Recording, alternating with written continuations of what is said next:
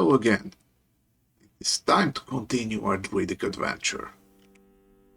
First, let's take a look at the perks we got. Currently have 50 perk points, so we only have the basic level 1 to choose from. I actually have 0 mastery with druids, so I don't really know what to expect here.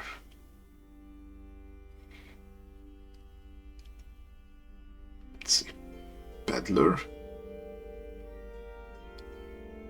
See, I got this because of the faction I chose. And this would improve trade actions. Anything that gives us money. Give more. And improve befriend for diplomacy and give a peddler's ledger. So if you click on the perk, brings up the codex with any cards it might bring. So the peddler's ledger is an equipment item. If you have diplomacy, it gives you money and draws 1, craft 1 trade card. So this basically gives you infinite money. That is always good. So I might just pick this for now. Also we have Guard Captain Court. As you can see, these are in the same perk tree. So I have to take Peddler first before I get him. And Guard Captain Court is a contact card that buffs guard allies with more strength and more health, since we have diplomacy. I currently don't have any guard allies, so I think I'm going to skip this. We also have intellectual that gives +1 intellect. Every action that grant XP give +2 more. This one is not all that useful, considering that your cards are going to get XP really fast anyway. But the extra intellect is useful if you're mage oriented. But if you choose this, it would lock the Zestful perk, which gives you +3 AP, and every action that restores AP restores 1 more. Don't currently have much in the way of AP restoration, but this is something to keep in mind. Okay, there's also On the Mark. It slightly buffs marksmanship actions.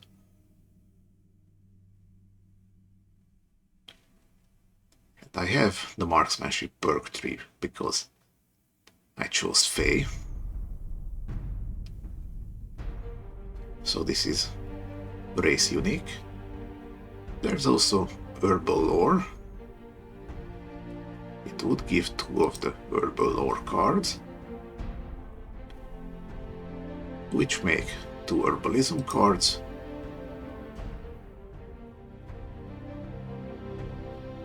Plus a modifier that every herbalism action makes +1 cards. So if you pick this, you get 2 herbal lore,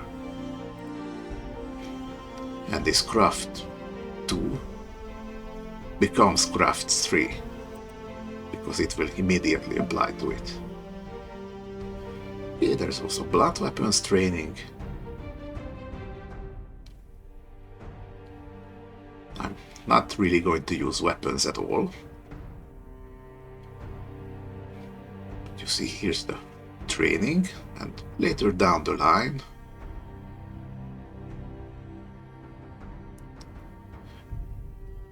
this perk also works in tiers. So there's training, followed by focus, and at the end there is mastery. Down right here. And when you're going with a more combat-oriented class, you're going to have blade weapons, ranged weapons, and blood weapons training. So you can pick whichever one you want. But right now, I only have this, which I'm not going to pick. Okay, next is Gaia's Blessing. Gives willpower and increases healing from nature magic and synergy heal from herbalism.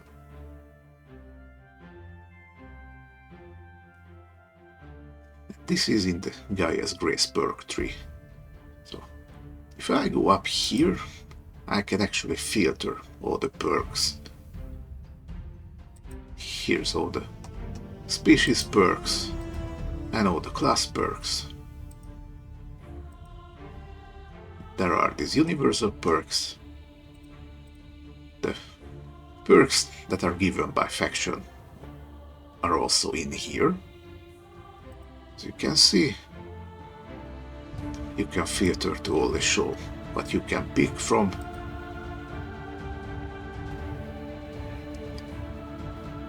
And this would further narrow it down to one specific perk tree. So if I pick Gaia's Grace, this goes through all the stages. So you pick the Blessing first, then the Favor, Insight, Grace and Wisdom.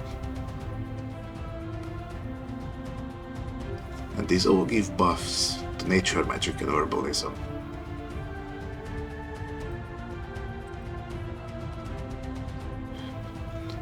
Okay, and here on the right side you have all the perks that you already unlocked,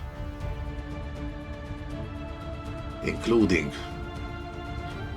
race, class, faction, and the gear.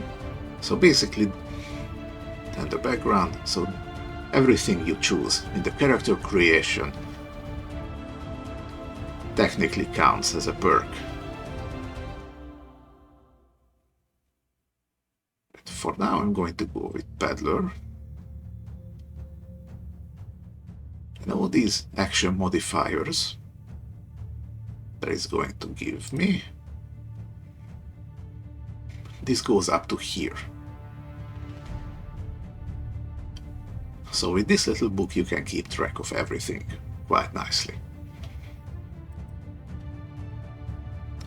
Okay, now I have padded armor.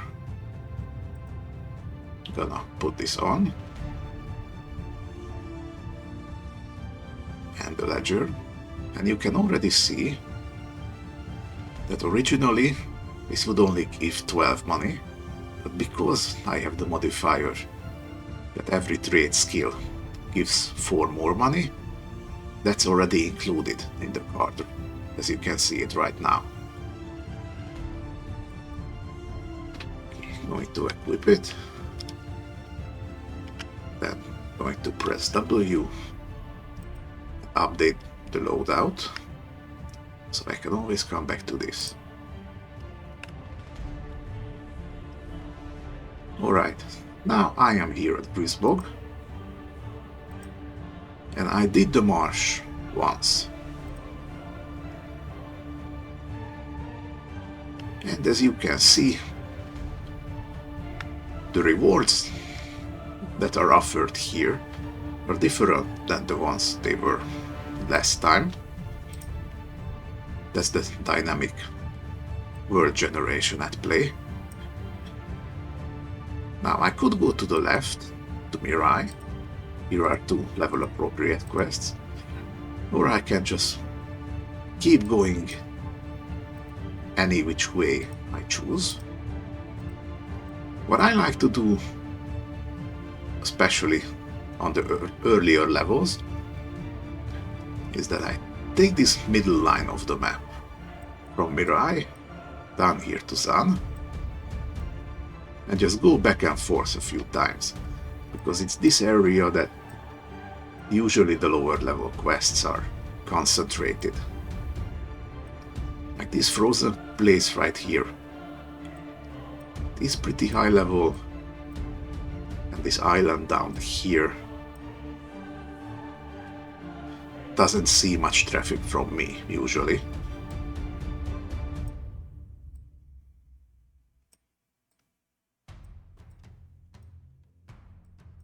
So I think I'm going to go to Mirai. That way I can come back and rest at Grisbog, because here's the next town over. You can see this is actually logged, so I would need 25 influence to get in here and rest. And because all of these quests are generated at pretty high level, and I know that this one is not going to give me access right away, so I want to go somewhere more hospitable first. If I check in Grisbog, here you can see we have NPCs. It's currently night, and in towns there are different NPCs during the day and during the night. So here we have a Perform Expert, an Affliction Expert, and an Affliction Master.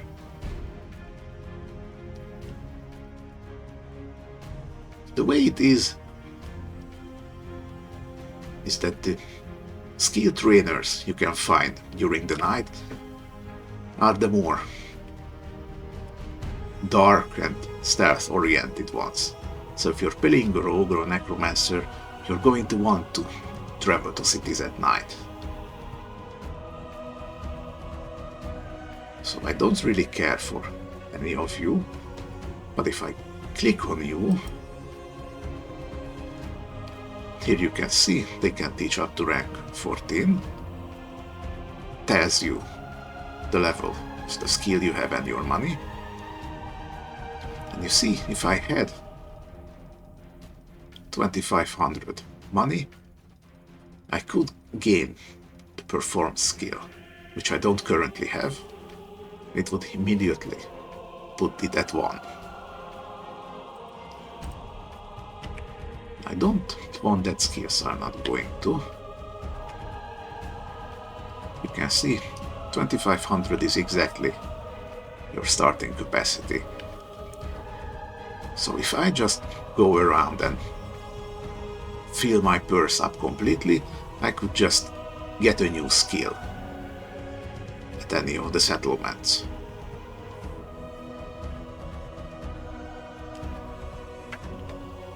Okay, it's time to move. As you can see, as you move on the map, your tiredness is going to change from well rested down to fatigued. And when you're fatigued, you cannot keep moving, you have to stop and camp. Going to show this on the way back.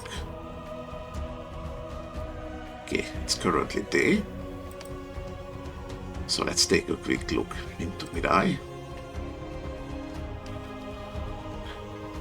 And here we have Sir Liam, who can teach us marksmanship. So theoretically I could stay around this place until I get enough money. And it doesn't even charge that much, so I could just stay around and gather the money and then increase marksmanship. And just like the shop, the skill trainers also have a daily assortment of skills that you could buy from them.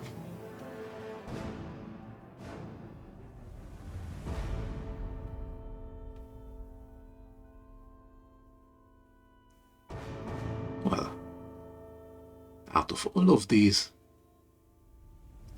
marksmanship, I think, gives pretty substantial bonuses, but I'm going to hold off on that for now.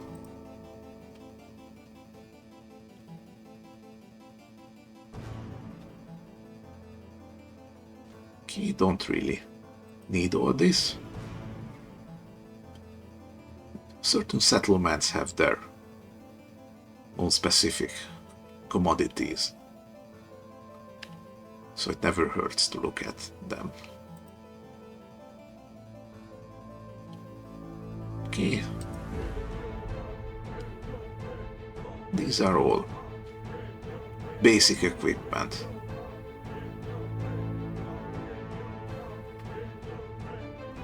You can see these two pendants are usually available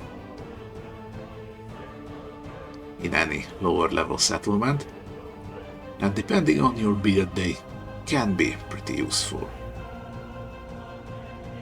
For example, this sapphire pendant restores AP at the cost of health, and because I'm a druid right now who has access to healing skills, this would benefit me actually. You know what? I'm actually going to buy this just to see how this works.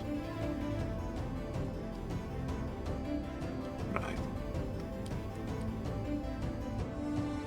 Nothing else, I think.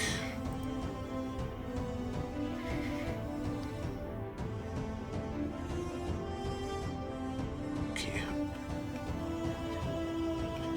Around these early levels I usually grab elixirs of healing because they are cheap and reliable source of health. There's also a bunch of wands.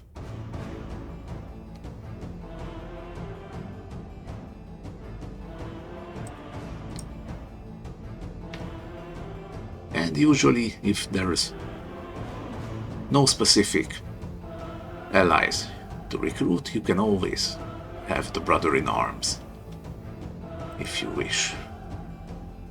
Okay, last time I picked up this dusty grimoire, there is actually no use for this, except it sells for a nice amount.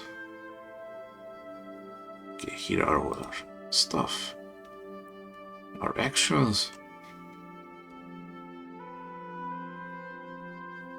If you have some actions that you know you're not going to use, like you see these 3 hardened stuff cards, which are not in my deck because I took them out, I could just sell all of these. And in the event that I find this again, I could just start adding them to my deck again. Or, because I forfeited the illusion skill, I will not be able to use these illusory webs, so I am going to sell them. And also because my bludgeoning affinity is so low, and I don't have conjuration or illusion, these mischief cards are less than useless for me, so I'm going to just sell them.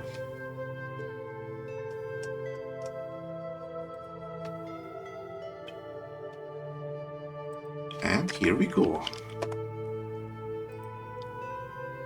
Gonna equip this in place of the feather talisman. Let's just update this.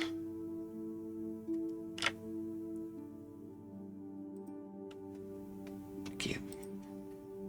Now there's one thing I wanted to do, which is I got this revitalized last time, which would draw 1 card for 2 AP, or if I don't use it, it would restore AP and health. So I'm going to add that quickly to my deck.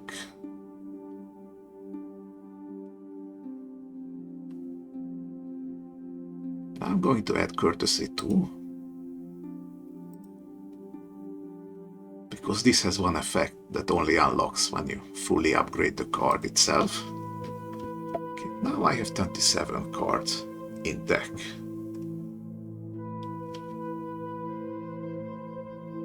I'm going to remove one boar, since having too many allies and not enough slots to summon them doesn't really work. Other than this, I think I'm fine.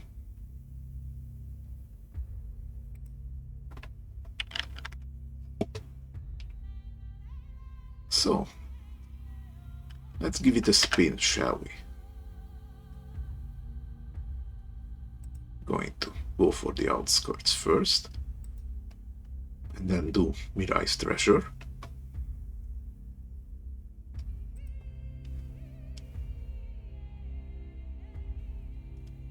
Okay, if I scout this place, you can see what we're going to get. These level 1 quests usually have the same lineup, just so it doesn't matter where you start your game, because Mirai is also one of the possible starting locations. So at all the starting locations you will always have this one quest that is always level 1. So you always have an option at the start. Okay, let's see the rewards that we can get. Okay, Lashing Vines would be great. Multicast with damage that can also take synergies. This is very good. And here's a Stone Mask, which does Imbue. You see, Imbue is a modifier that turns half of all your damage to the specific element. So every damage from every card.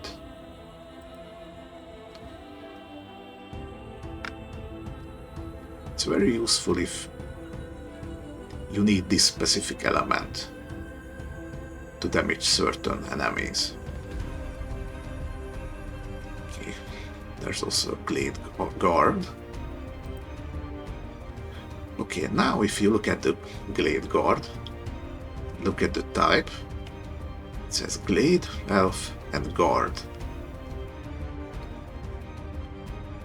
So this has the Guard typing. And here, Guard Captain card says buffs Guard allies. So everything that has the Guard specification. So if I wanted to, I could get this card and actually have some use out of it. Okay, Speak with Birds gives Resolve. Resolve is going to be important in this game, so I might pick this up just to show you how it works. Okay, Vivify. It heals a whole lot more if you target an enemy that is entangled. It's a good amount of heal, but also highly situational, so I don't know about it. There's also Geomancer's Robe.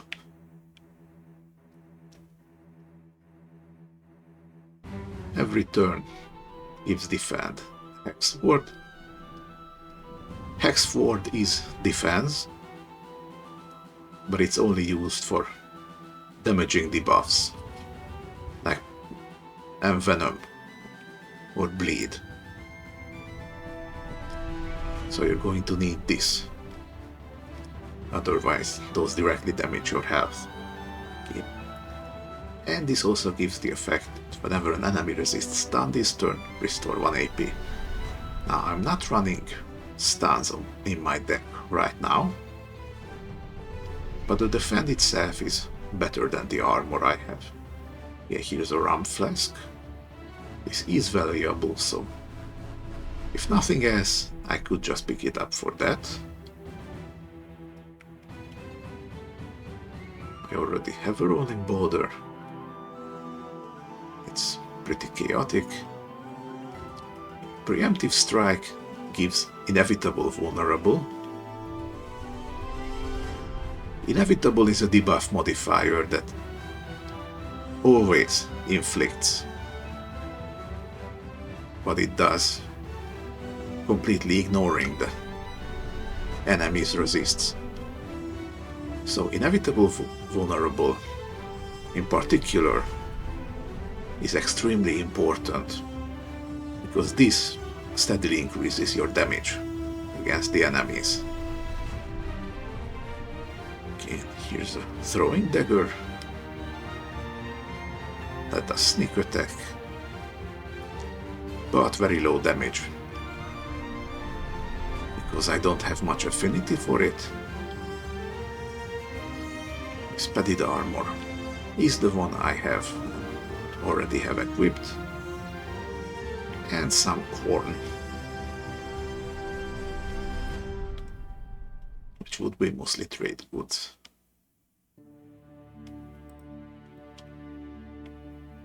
Alright, now there's a bunch of stuff I would want to get here, so let's go through this. Okay, it's gonna be a battle, treasure, another battle, grimoire, another battle, nomad caravan. Here you can either buy some stuff or spend rations to have a night's rest. We'll see if you're going to need this. And then 2 regular battles. Yeah, wow.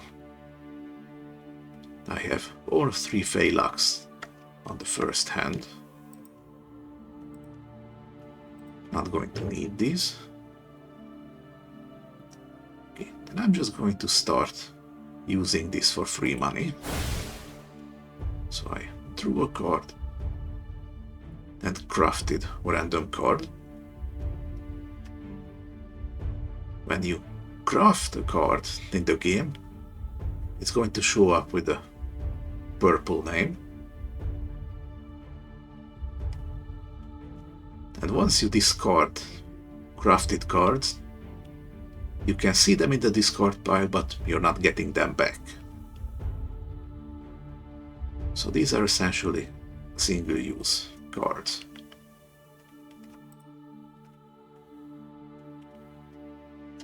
Okay, let's keep moving. This is terrible.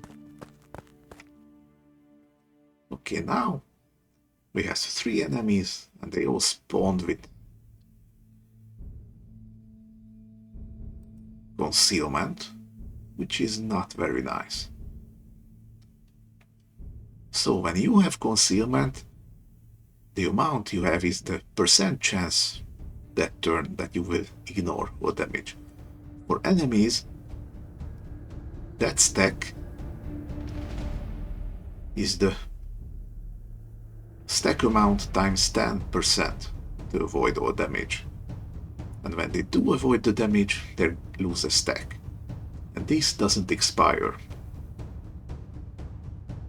Unlike your concealment, which only lasts for your turn. And you can see, because they got me ambushed, they already got into a flanking position. So I also start with vulnerable. This is not ideal.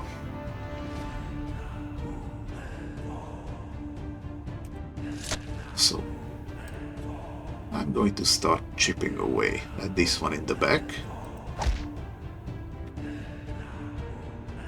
Okay, as you can see, because Gore was a card that did damage in multiple instances, the enemy actually managed to dodge one of them.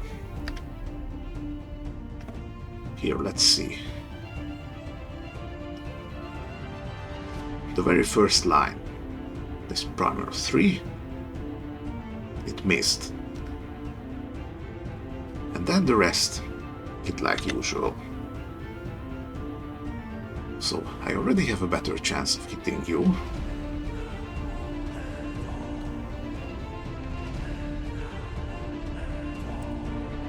So I'm going to They won't get through me. summon you.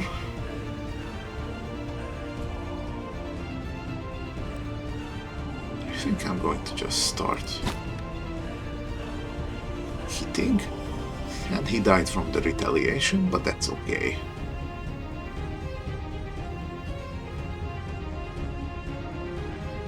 Okay. Now I don't want to use Encrust and turn my guard's element to bludgeoning, because all of these resist that already, but not the slashing that he already has. So I'm just going to discard it for some defend. Okay, let's do a ledger once more. Here's a goat. So you have to pay money to get it out on the field, but as long as it's out, you can just use it to gain milk, which is basically a weaker AP restoring item. And his blue skull is a death ability. So when this ally dies, it's going to give you a raw meat card. I'm not really equipped to do anything with this, so I'm just going to discard you. And as you can see, it's right here in the discard pile. But once it's shuffled, it's not going to be in my deck anymore. Okay. And he dodged that attack. So now everything I hit is going to hit. Which means if I do Forest Sight and fail reflexes, I have a chance to kill the guy. Okay, didn't quite kill him, but I had a 3 bleed on him. He has 3 health, so he's gonna die. So that's good. Okay, I'm going to take some damage over here. So I'm going to keep both of these for next turn. For now, I'm going to use this pendant to get some AP back.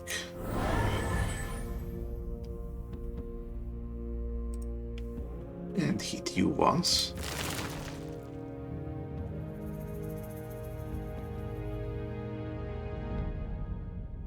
And I'm going to use your ability to gain some more defend.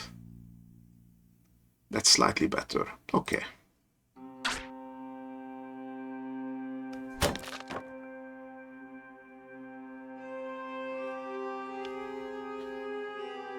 Okay, so that hurt a little bit,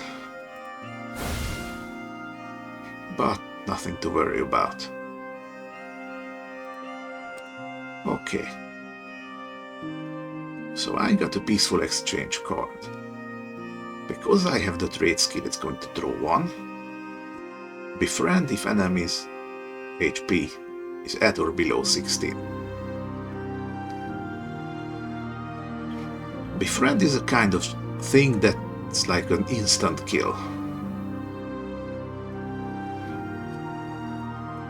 So if I hit him even a little bit,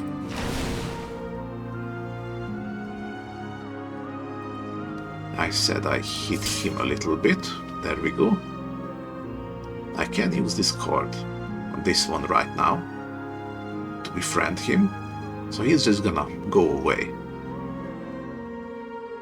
And because he goes away, he counts as defeated, which would activate this kill ability. So I would discard one card and gain money. Now, I'm going to patch up real quick, just so I don't accidentally get those discarded.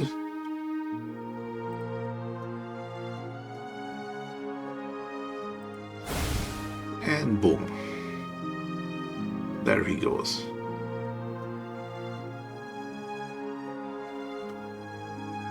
And I'm going to discard both of these to get some defend.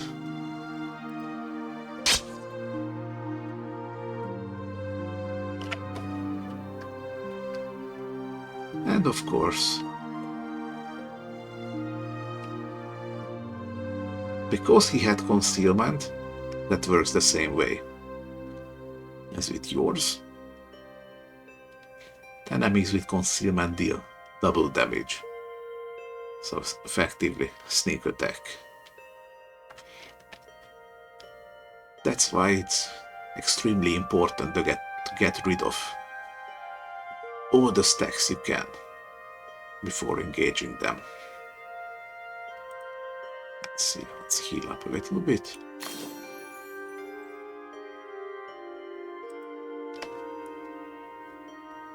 I really need to put 1 point into herbalism. Okay. Now, Rolling Border has multicast, but I have only one enemy left. So this will not cast the card twice, because there's only one here.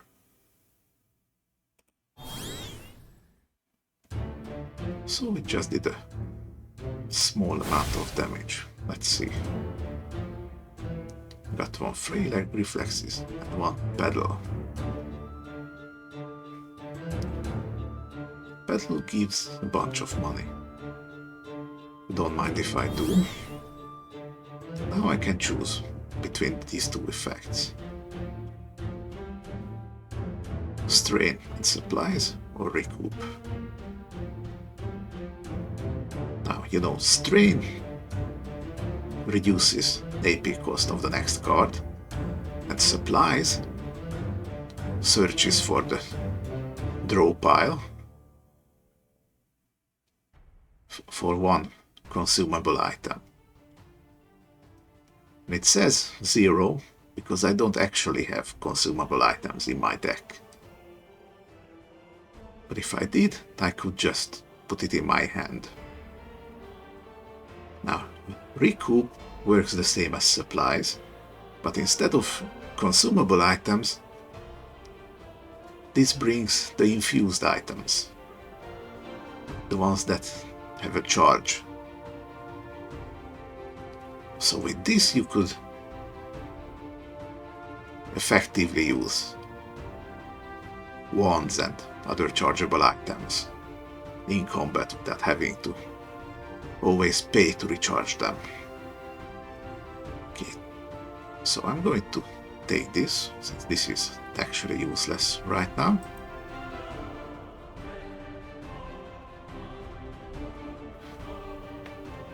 Okay, now you might have caught that. Briefly said, ripple effect. You can see, because I have the physician background, that gives the ripple effect that every time I use an effect that fetches supplies, I get one strain. So this one strain combined with the other strain that the card's effect gave me. So this is actually strain -2. Here, you see? I had strain -1 from the card itself, and then my ripple effect activated and added another.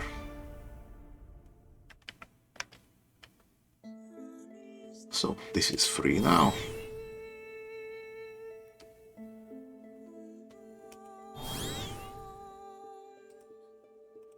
No, I'm going to keep you around for defend, since I don't know what's going to be here.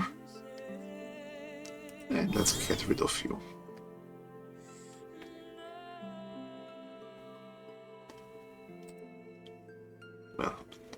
Actually, now would be a good time to use healing.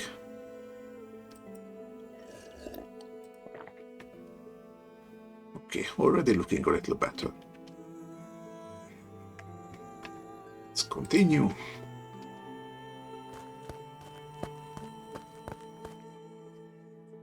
Okay. So these chest nodes you can find on a quest are either like this regular chest that you can open, or sometimes you find them locked. And there are ways around the lock. Sometimes you can find skeleton keys that can open a single chest, or if you have high enough strength, I think it was strength, then you can just pick up the entire chest and bring it with you. So that would give you the chest as an item that you can sell. Or if you have a rogue kind of class with the thievery skill, you can just pick the lock. It would open automatically. Let's see what's in here.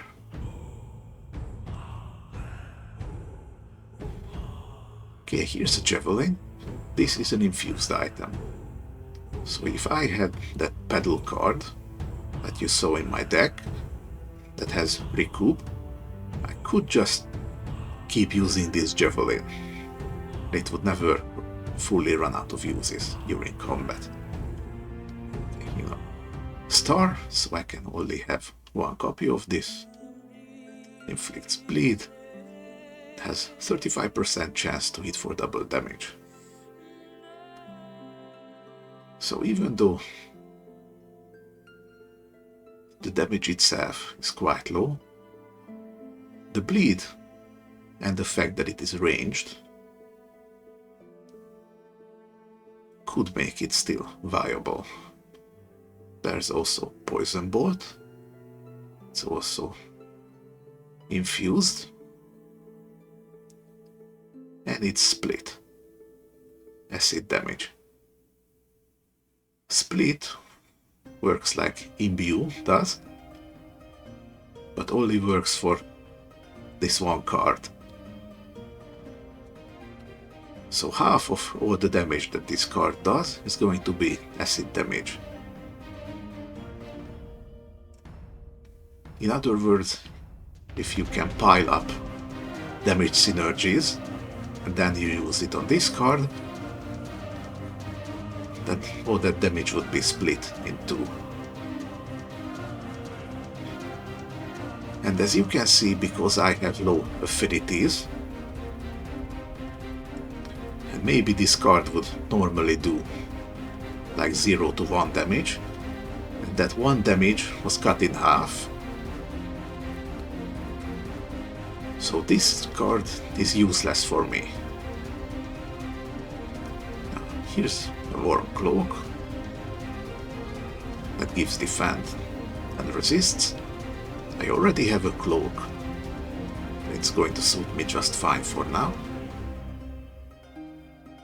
And here's a short sword. Gives vulnerable and, for me, negligible damage. I can pick any two from these. I'm going to grab the short sword just to bring the vulnerable. And I'm going to bring the javelin. Alright.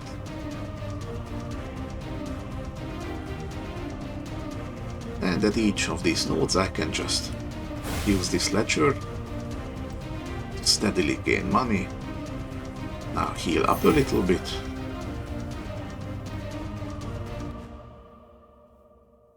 Okay, good enough. Now, one thing that I haven't mentioned yet. I know I said if you click on this bonfire icon, you can leave. But here's the important part. You cannot leave during a fight, so there's no runaway option.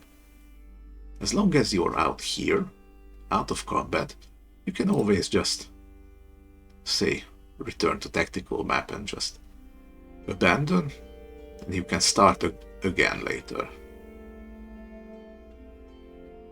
I have not actually left any challenge, so I don't know if you can retry that, but my guess is that you can.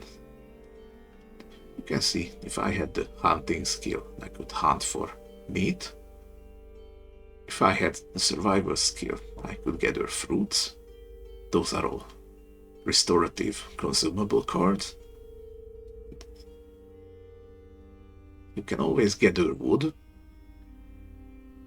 You can use wood to craft a bonfire card. And you can access crafting from here. Most of the recipes you get with this kind of crafting come from survival and hunting, so these are going to be largely irrelevant for me. Let's continue.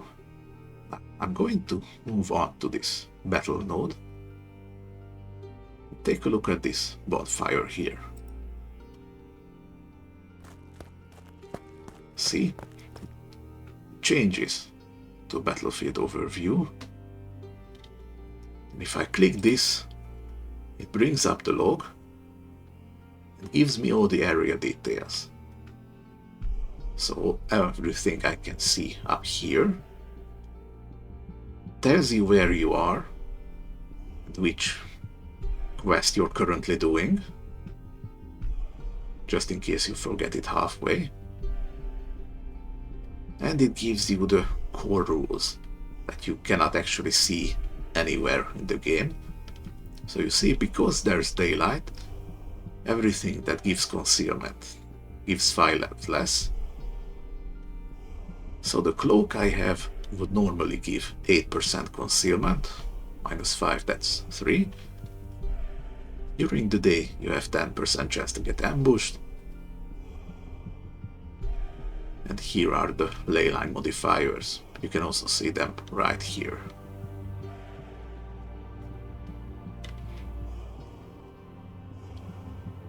And there are no reinforcements coming here. But this time there are 4 enemies. That's going to be a bit of a problem. Let's see, I want you to defend me.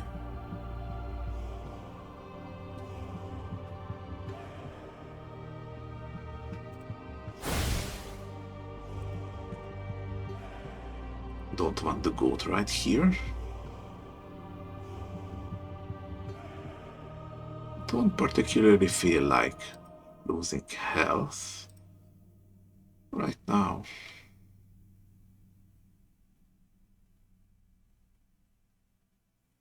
Okay, let's go with the boar.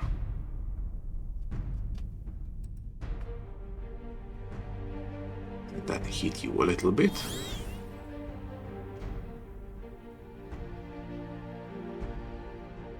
Okay, now I can forest sight. Sprout vines, which would guarantee a kill on him. So this would cast it again on him with Entangle. Okay, now you have a 50% chance of not doing anything, which works for me. Let's see. Let's do this while it's still effortless.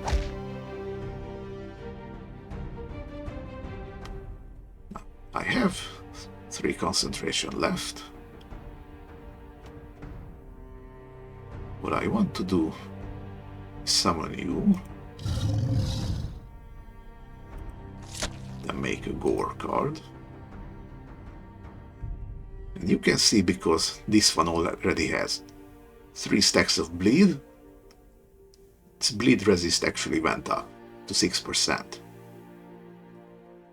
So the more you stack from any debuff, the higher this resist is going to be. And he's dead on his turn. So now I'm going to use my last 2 concentration to use the pendant, get back some AP, then get back some health. So this is a net positive. Okay, you hit him. And you attacked.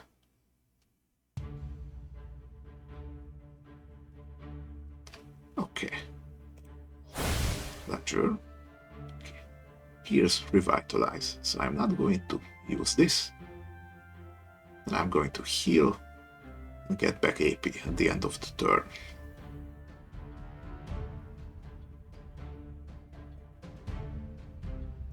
Okay, so here's Pedal. Let's strain. See, went down from 2 AP equals to 0.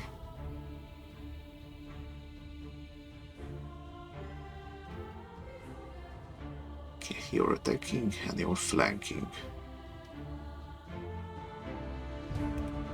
I think I'm going to defend right here.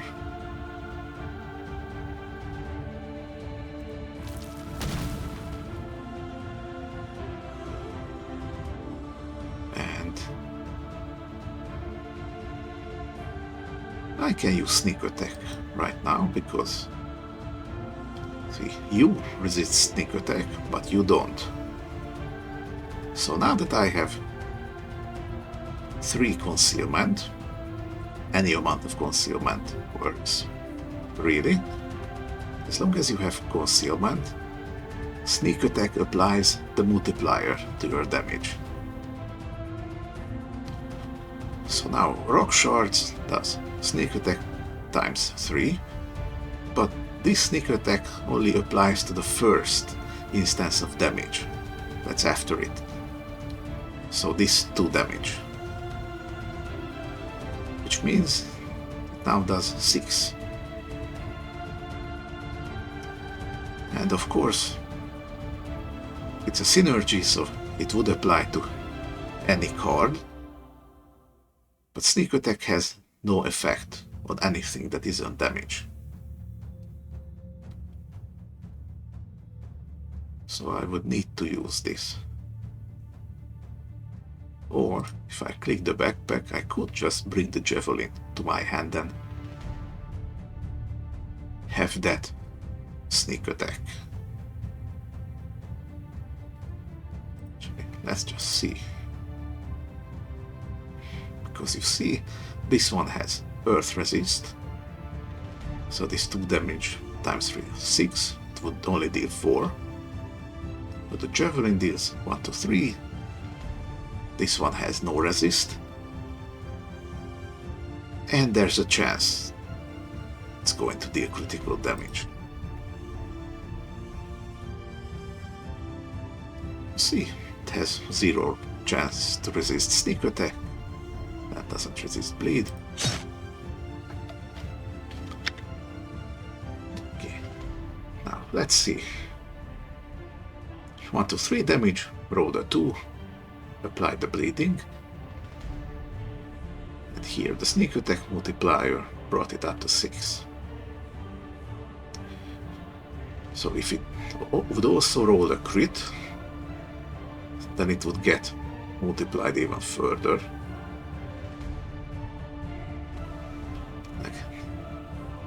I have seen videos out there where you can get stupid amounts of damage just by stacking up sneak attack, double, there's also triple and quadruple, and those all count as their own separate synergies, so you can do many hundreds of damage in one hit if you have the correct cards for it. Okay, now let's just get rid of you. Put some damage on you. Okay, now you're going to apply defensive stance on yourself. That gives them physical damage and chance to ignore retribution. And then do an attack. But I have 13 defense, so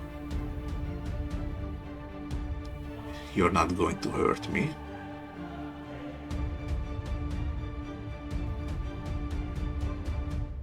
Let's do a forest site.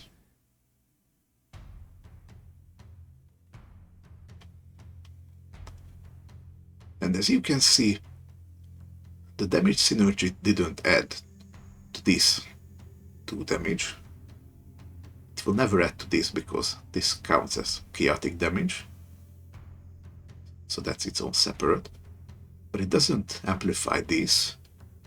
It adds an entire new instance of damage. So you have to really look at everything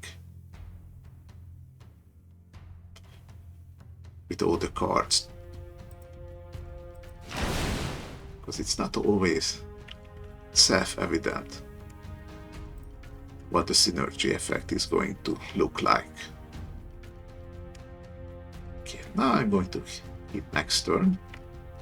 You're going to heal me up. Boom, there we go. Okay, let's study this. This stone could contain valuable knowledge, assuming you can decipher it.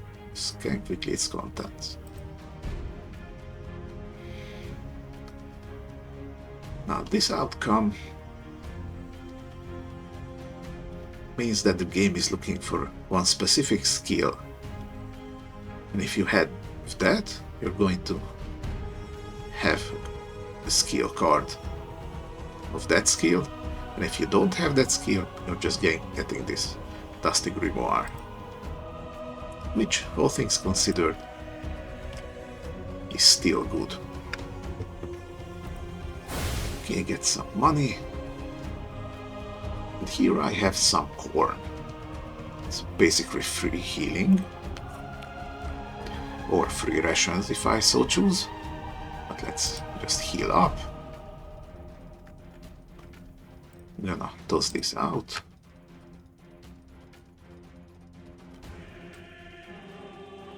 I want to start using this courtesy. So let's increase your damage. As you can see, the effects maximum damage from 8 to 12. This is terrible. Okay, so these two spawn with concealment. And they deal extra damage. So that 3 extra that they deal is going to get doubled because they have concealment. So these will hurt quite a bit. Meaning I have to concentrate on these. Let's set this as target. I want to heal up just in case. Let's heal up even more.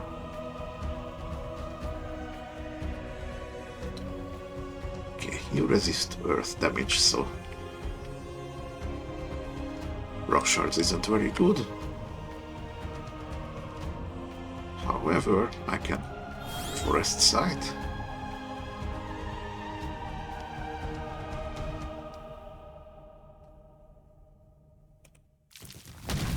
If I hit sneak attack now, since none of them resist it,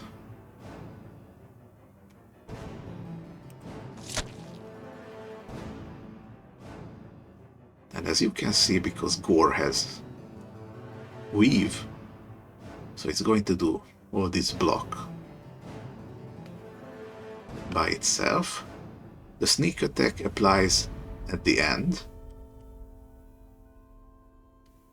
And because I also have damage synergy, it's going to apply that at the end.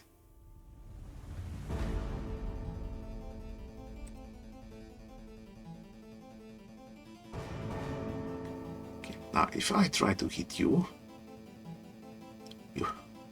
you have a chance of dodging.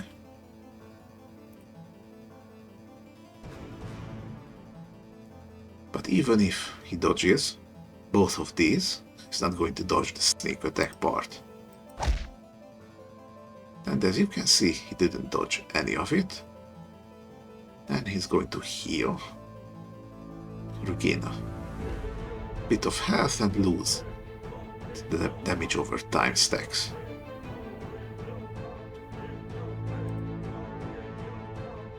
Except I'm not going to let you. Here we are.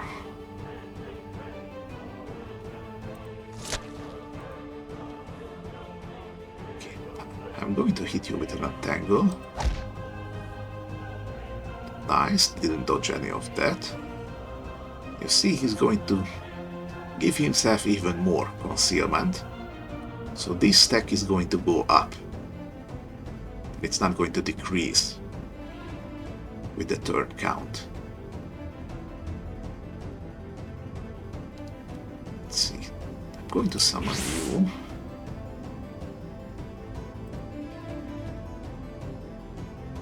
Then I'm gonna hit you.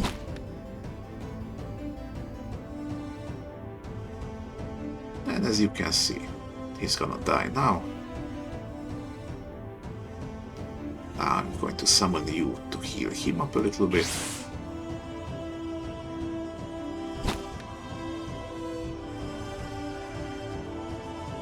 And I want to give myself a bit of defense.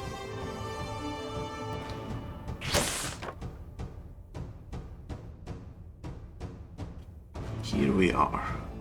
Let's heal some more.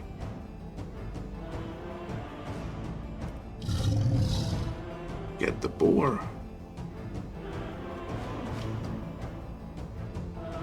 See, because the ley line debuffs air damage by 5, this does only 0 to 1.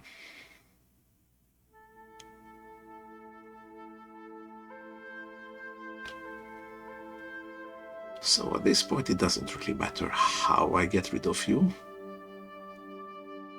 since you're leaving either way. Let's do this. Now, because I have damage synergy active, if I try to right click on patch wounds, which now heals but also have a damage aspect, it's going to say better use this card manually. So there is no smart cast like this. I can still use this on myself, and that would mean I heal and then take all this damage, which I really don't want. So one way to deal with that is either go to the next node or take a card that has negligible damage and then cast it on your own ally.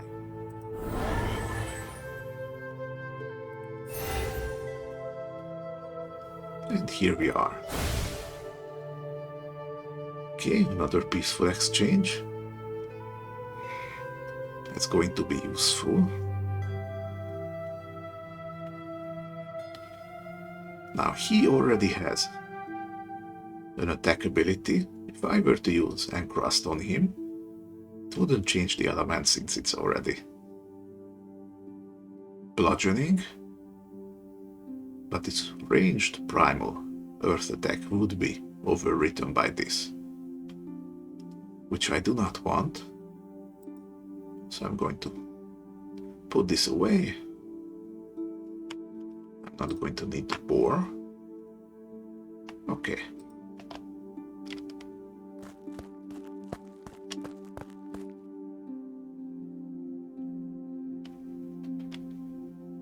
Okay, this is a different type of caravan than usual. You come across a wandering nomad caravan. Everyone seems to be fast asleep, including a lone guard by the fire. How reckless. Okay, so I can sneak past the guard and look for anything valuable to steal, which might get me some money, but will also reduce my karma. I'm going to choose not to do that. Now you see here you have order and karma. These don't do much in your day-to-day, but in certain quests they might give you options.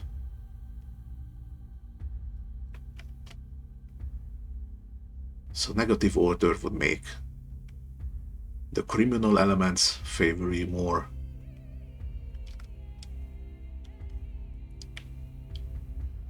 Higher karma would make like paladins and priests respect you more. The reason isn't really apparent what's going to happen if you have your order of karma go a certain way. To be honest, I don't really pay much attention to this. Okay, let's get some more money. The guard. I'm going to keep you for now. Let's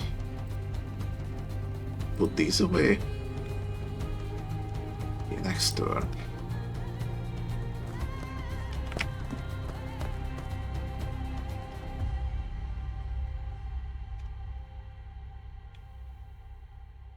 And as you can see, I'm almost all the way through this quest, and I barely got any XP. Even though these are level 1s, and I'm only level 2. So generally, you gain much more XP from completing the quest than doing the fighting inside. Or you fight enemies that are higher level than you, but that's always a gamble, since you never know what you're going to get and you can't run away. So it is up to RNG whether you live or die. Generally don't recommend it, unless you want to start again or something.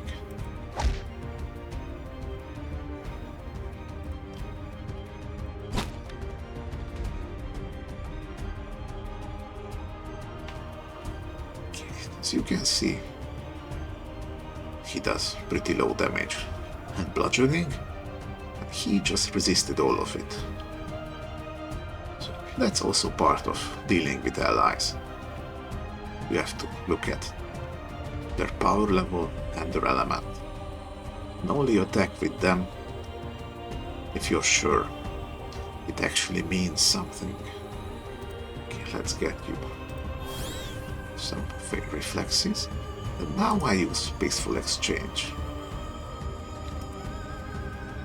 Wait, no, first let's use the ledger, again the goat. These random cards that you get crafted, I think are somewhat weighted towards the skill level of the card itself that crafts them. So a low level card that crafts cards would get you low level cards. Okay, let's see. They won't get Let's get the guard out here.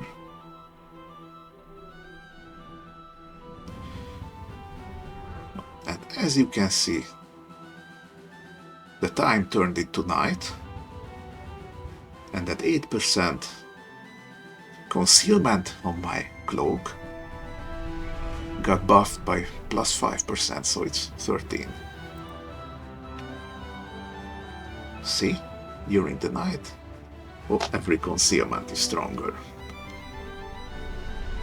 but there's a higher chance to get ambushed. There are cards in the game that can outright remove concealment from enemies, so if you have some of those, then adventuring at night is a little safer. Okay, now I'm going to remove you.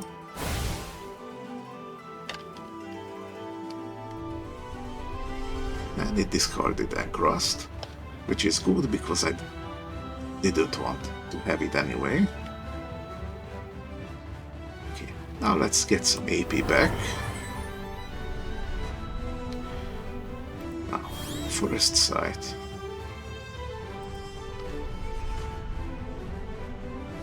Rock Shard a little bit. And all of that hit you. That's nice. Okay. And with my last concentration, I'm going to see if Rolling Boulder would stun one of those.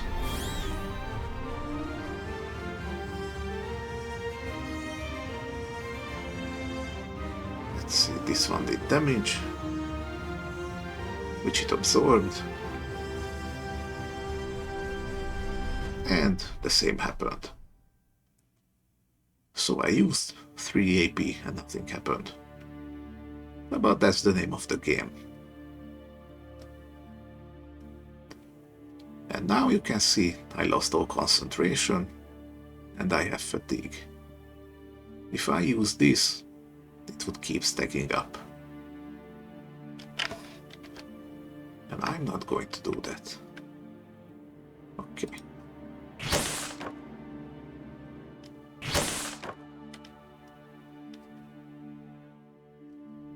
Okay. And now I have a bunch of vulnerable. It's very, very not ideal. But gonna have a boar. I'm gonna hit you. Let's heal up a little. Don't want you. Gonna get some defense. Let's see what card I get. Another guard.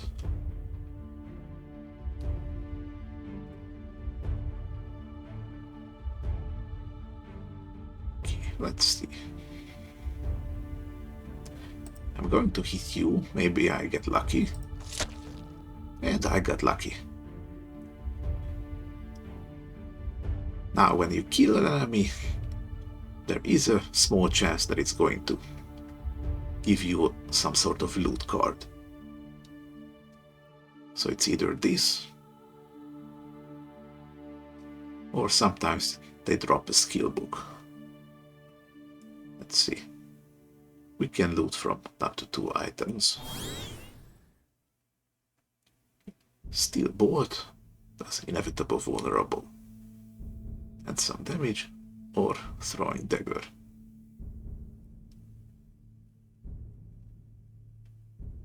Now if you hover over this part, where it shows how many of this card you already have, it's going to tell you the price of this card in the place you're at.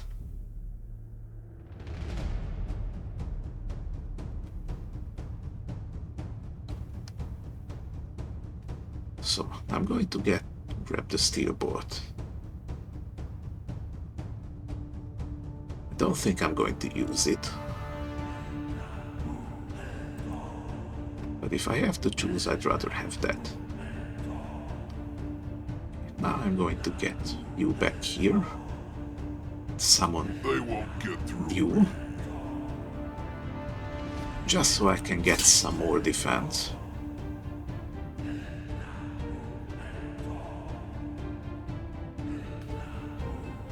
Okay, I'm going to get some more AP.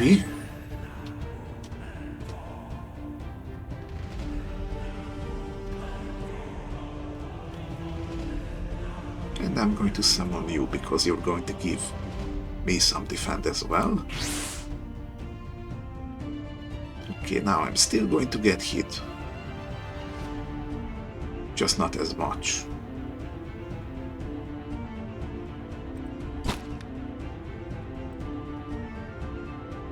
I'm going to hit you just a little bit.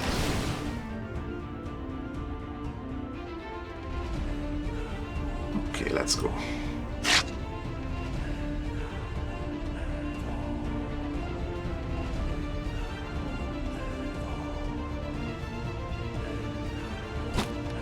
Let's do this again. You're going to block all of this damage.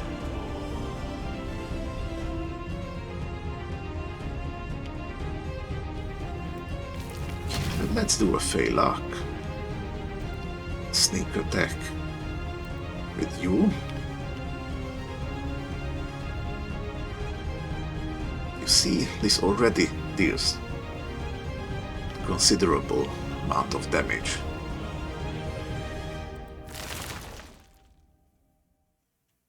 And he's gone. Okay. Now when this happens, now I have Entangle up. As you can see, Entangle +1 for the synergy, but because this Peddler's Ledger now gained a level, this level gets added to the effect, so now it turns into Entangle 2. And Entangle and other such debuffs have no effect on your allies, so if you want to get rid of this synergy, you can just target them.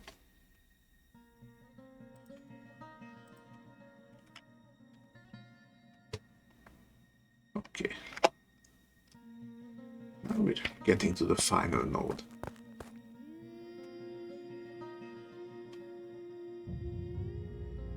Okay, here's a frog again.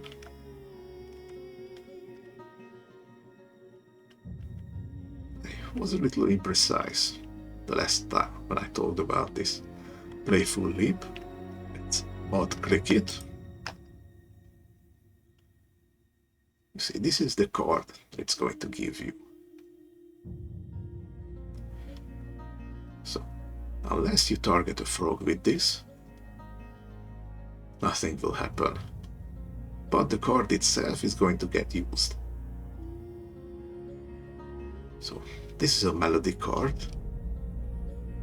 which means you cannot discard it manually. So you need to use it. But if you don't target a frog, then all of this will not happen. The card just gets discarded. But if you don't use it on anything, then you're going to keep poisoning yourself.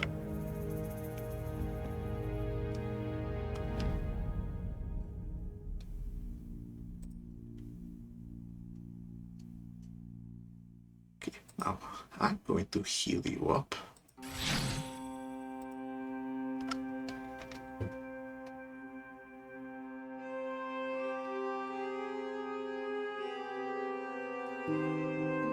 And you don't resist earth damage, so I'm going to toss a rock at you.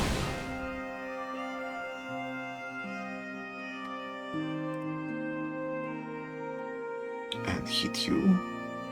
This should not kill you yet. Okay. And now I'm going to get you, so you're going to get entangled. Okay, 2 attacks and a flank. So this flank will influence this damage. So I'm going to get some more defend. And even more defend.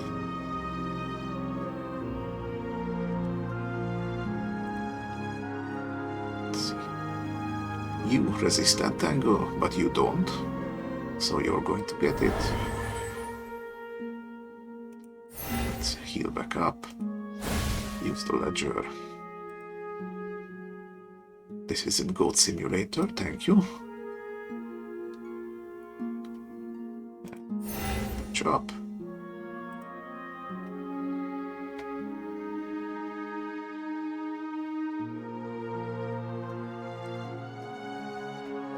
And let's toss a javelin. You see, when you get to exactly 0 concentration, then you have one final card you can use before it turns into fatigue. So I'm just gonna... See?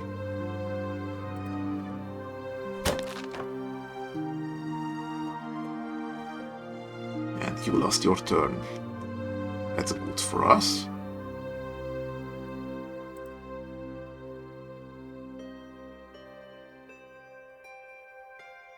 Okay, and you can see this card doesn't have any effect that are influenced by levels, so when the discard effect happens, it doesn't give XP to the card itself. But that's okay, we can just keep this at level 0, just for a little bit of healing.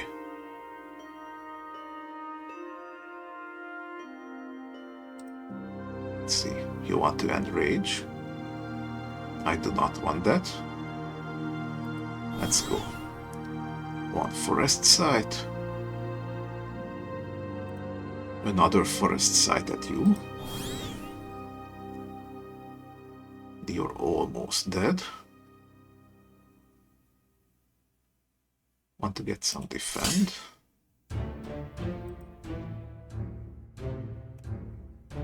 You have quite a bit of damage now, so I'm going to use it to hit this guy. Or rather, him, since he has no resistance.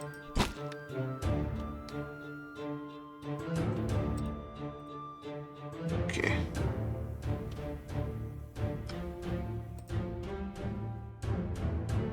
Now I'm going to hopefully kill you. Almost.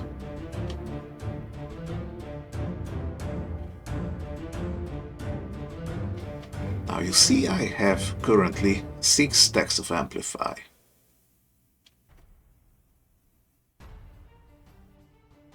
But this 2 earth damage appears to be fixed.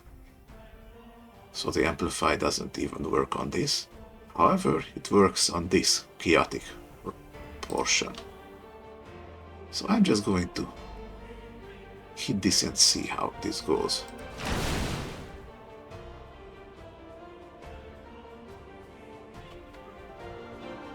It went like this.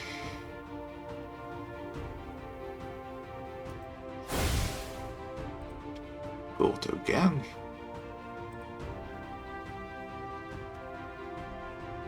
Let's see. Now I only have 1 concentration left. So I should use that on Feyluck to give myself more defend.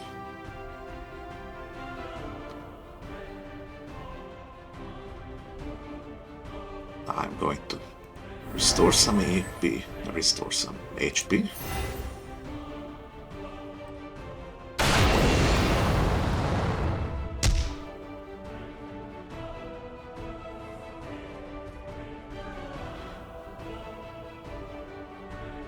Alright.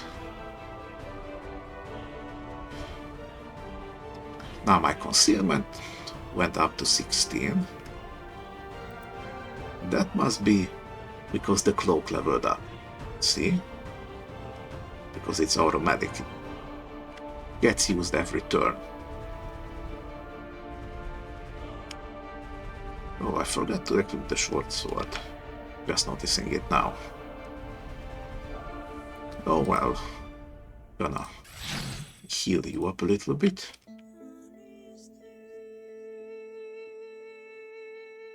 You're going to die anyway, so I'm just gonna hit you a little bit.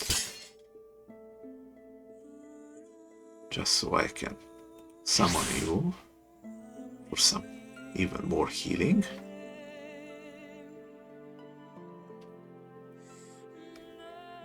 Let's see.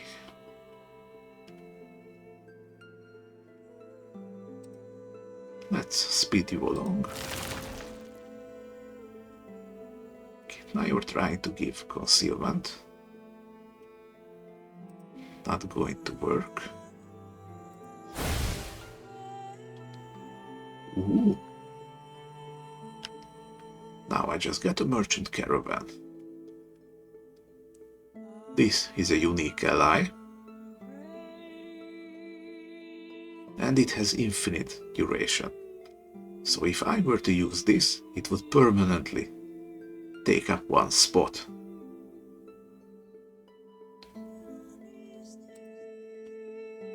And I could use it to give myself this charter card, which would give me a small amount of money plus loyalty. Loyalty is a buff. Basically, you can stockpile it, and when you attack with an ally, it's going to use up your loyalty to increase its damage. And there are certain cards that require you to have a certain level of loyalty to be used. So, as good as a merchant caravan is, because you're basically speedrunning your money game, it also takes 2 away from your concentration every turn, and I don't really like the idea of only using 6 cards every turn. So with a heavy heart, you're going to the discard pile.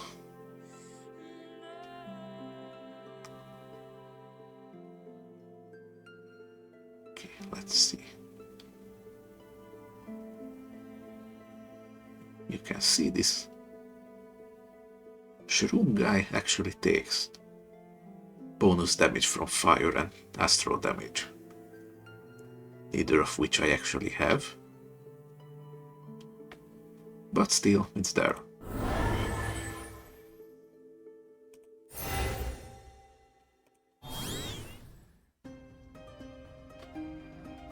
Okay. Now I hit the fatigue, but I don't want this damage to go to waste, so I am going to hit him. And the amplify was just enough. Very good.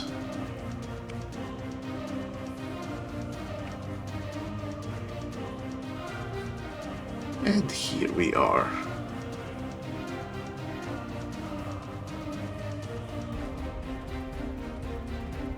Let's see. Speak with Birds is also a card that doesn't benefit from card levels, but Resolve is very important. You see, whenever an enemy resists a status effect this turn, they get Fracture equal to your Resolve up to 100%, then you lose all Resolve. So, Resolve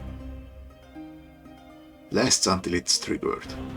So you can just stockpile 100 Resolve, and as long as you don't try to hit an enemy with a status effect, you're going to keep it. So you get your Resolve as high as you can, and then hit an enemy with an unrelated status effect, just so it gets Fracture, and then you can freely hit them with the status effect that you actually want. That is how I play it. Okay, I want to get one of these.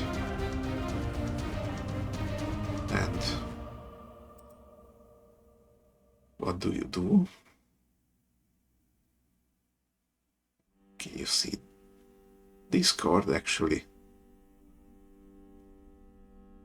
gains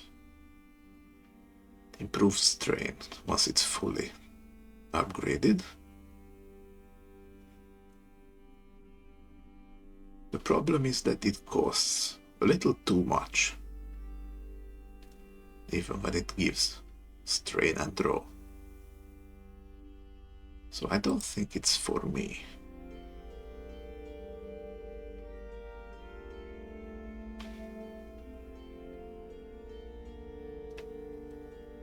And of course you cannot sell ally cards, even though it does list the selling price.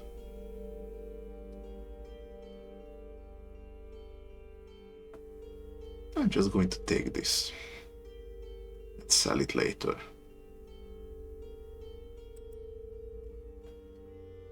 Okay, we got a tiny amount of XP, power points, money, influence, get some health and AP back.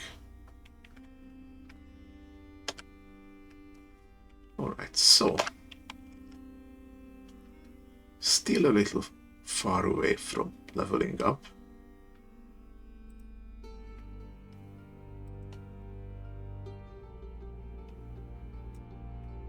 But see, I already defeated 30 enemies, so I can claim this little achievement. That gives weapon schematic. The weapon schematic, here you can use this out of combat, and it generates a weapon or offhand card.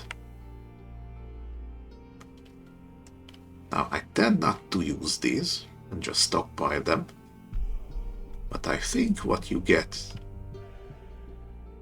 scales with your levels, so if my understanding is correct, then you might want to keep these for a while. Let's see. Right, I'm going to get the short sword out, just for the vulnerable.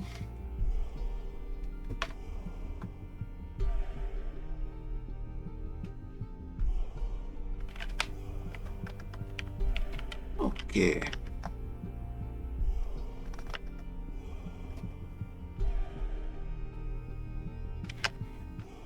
Now I'm going to do this treasure quest, I think.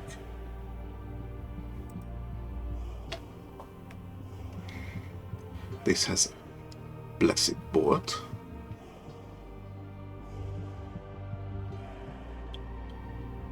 Blessed is a type of damage that works very well with undead.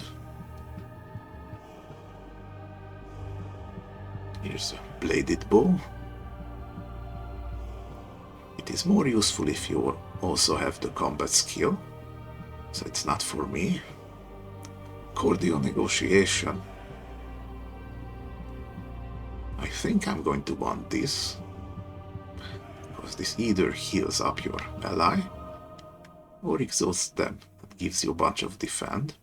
So this is a good defend card as long as you have an ally out, or strain -1 and draw.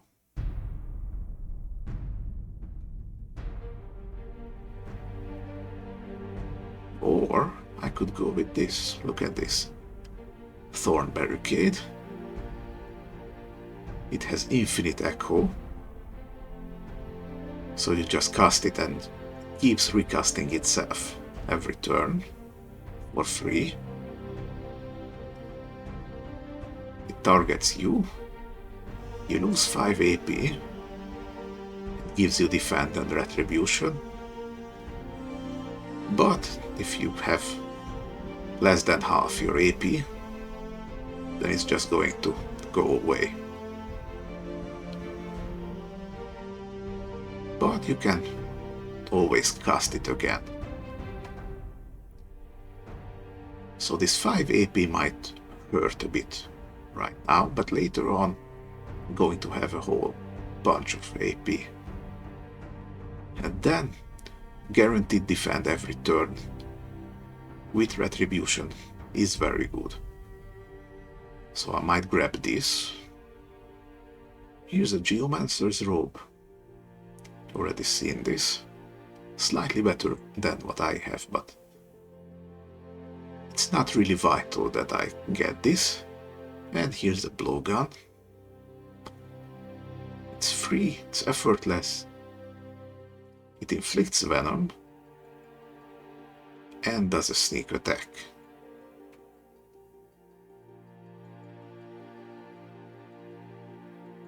Now, if you have a sneak attack synergy and you use it with a card that already has a sneak attack synergy, those are going to get added. So if I have a +3 sneak attack and use the blowgun, it's going to be 6. It deals very low damage. But if you can combine sneak attack with damage up, then this can do quite a bit of damage.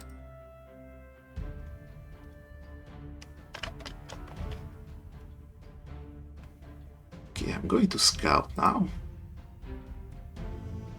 You see, there are only goblins and skeletons. The goblins are weak to silver, which I don't have. But otherwise they are fairly easy to deal with. But because it is currently night, I'm just going to go into the settlement and choose to skip time for 3 hours.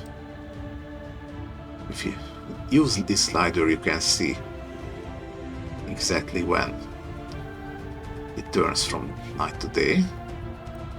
I'm going to spend just a little bit of money for that. And now I'm going to be safer in the day.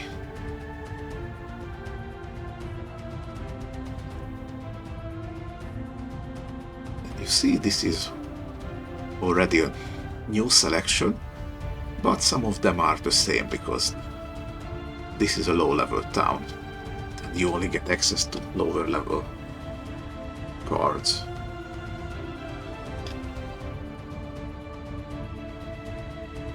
Okay, now Conjure Fog is actually pretty substantial here. 25% concealment. I might get this one. Let's see if anything changed.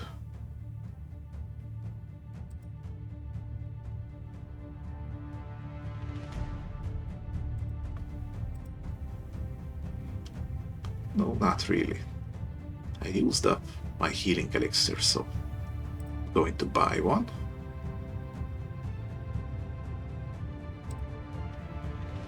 You're still the only thing.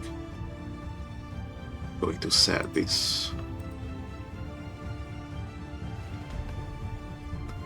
And I will not sell this feather talisman because having an option to turn any action ranged is very important.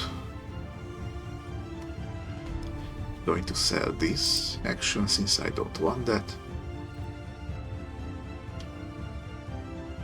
And I'm going to sell this steel bolt.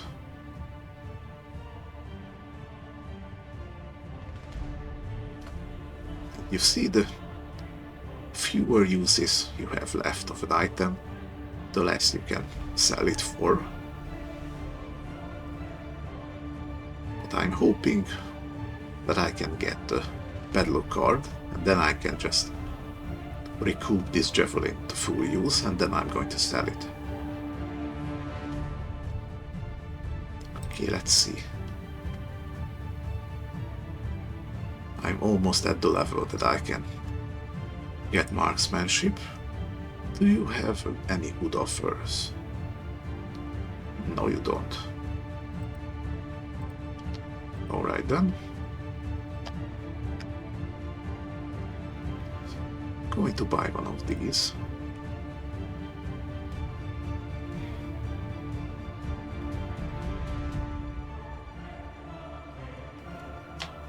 And I'm going to buy this bumblebee stick.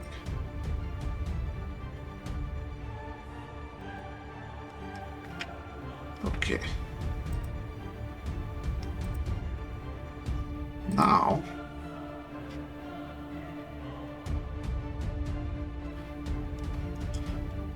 let's see, because all those goblins had earth resist, I'm going to remove these rock shards. They're not going to be of much help. I'm going to put this bumblebee sting in.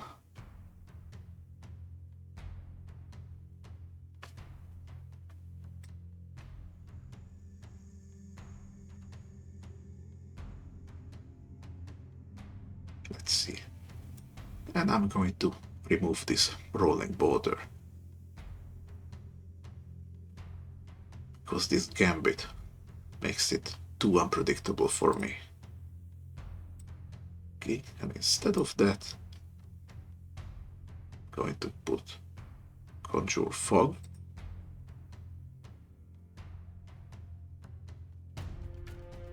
And speak with birds.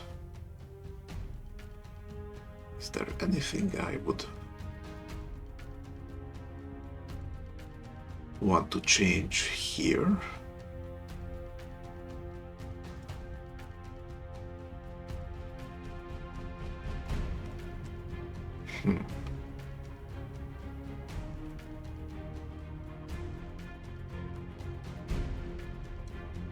I might get rid of another boar. Since I am a stone druid, I should be focusing on these stone fog cards. I don't even know if there are many more of these. I hope so. Let's see.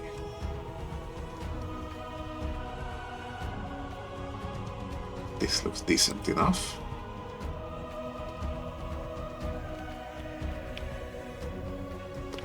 I am going to put 1 point into herbalism right now, just so I can gather herbs.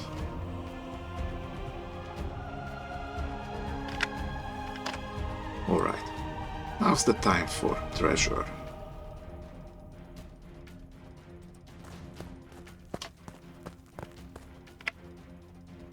Okay, you see certain quests are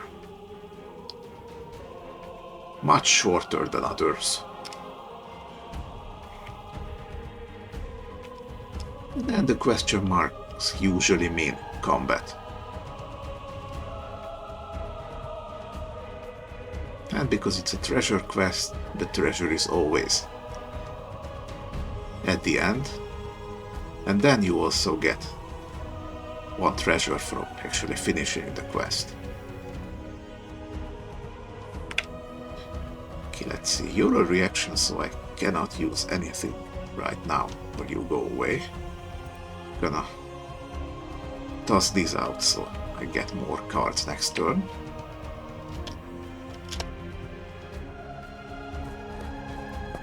Okay.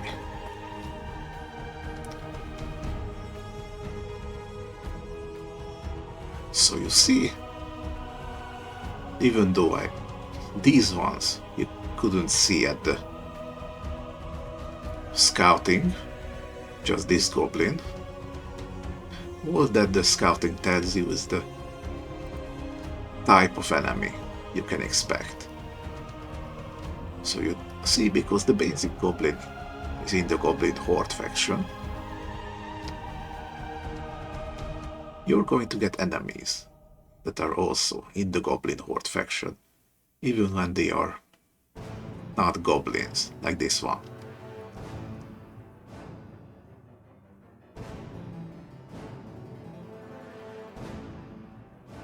You see, we're only up to level 2 and 3, and already some of the resistances are considerable.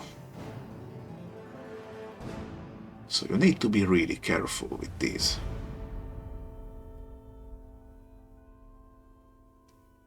This would give me frostbite.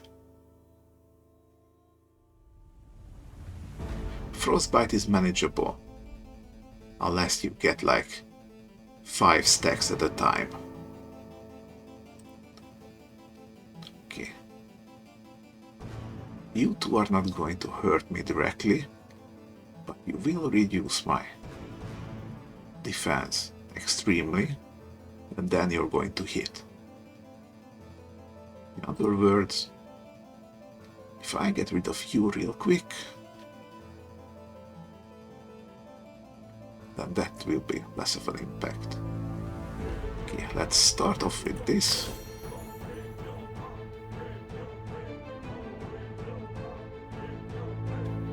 Okay, here's a wild rose. It can heal and increase max health. So you can use this on yourself, it just heals you. If you use it on an ally, it heals them and increases their maximum health. And here's Basilicum or Imono. Gives a +2 draw synergy. And if I had 4 in herbalism, it would also restore AP. But draw is good, so let's go with that. Okay, I am working with a strain, so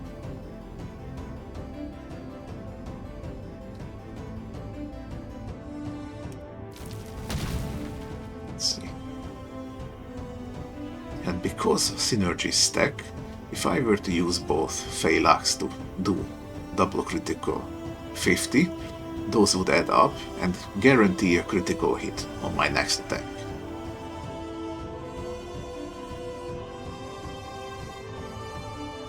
But right now I want to get defense. Just to be safe.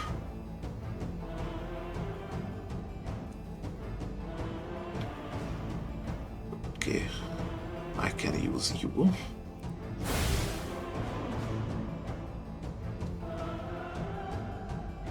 Can you see? The draw synergy gets added to anything that's already there.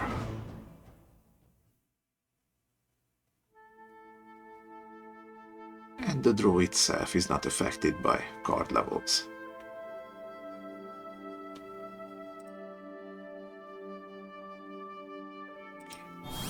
Let's start hitting them.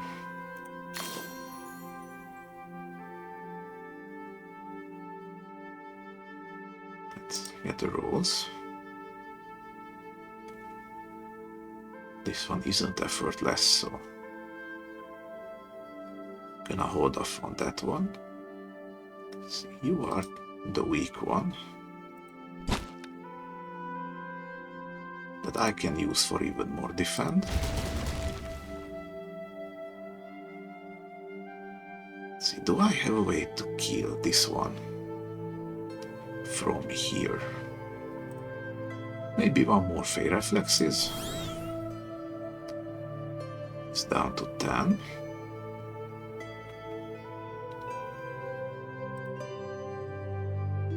Then get him vulnerable. Mark works exactly the same like vulnerable, except one stack of Mark equals +2 incoming damage. So if you want to really hit hard, you want to stack vulnerable together with Mark on enemies, where you can do that, of course. So you see, because the Mark already gives a +4 vulnerability, if I were to use a short sword that does 0 to 1, and add one vulnerable before that, that brings the damage up to 5 to 6.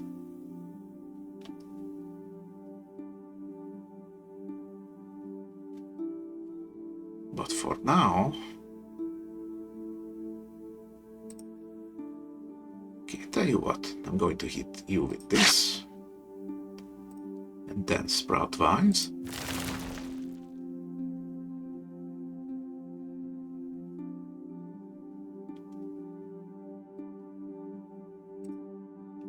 And entangle you in the back.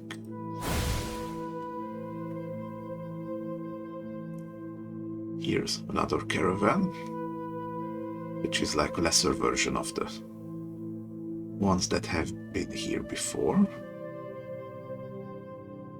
This is more geared towards drawing cards. And again, until I get more summon slots, I don't want to do caravans.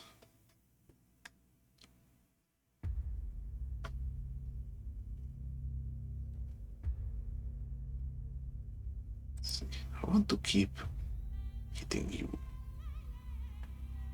Gonna summon you. Right now you're the weaker one. Let's just start hitting. Just one more amplify.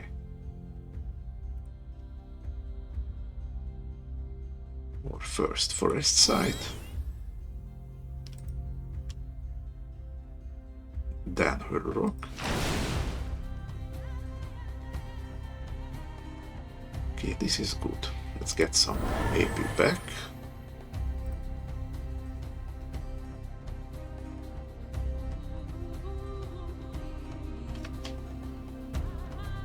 And I'm good.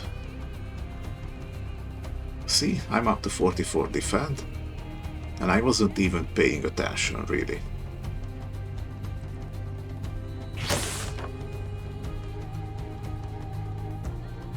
And he lost the turn, perfect.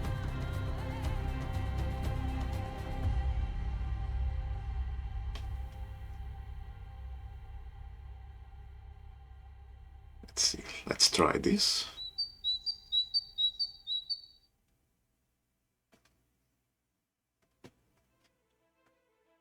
Creeping Vines. If I had Affliction, it would inflict Venom. And it inflicts Entangle and Cripple.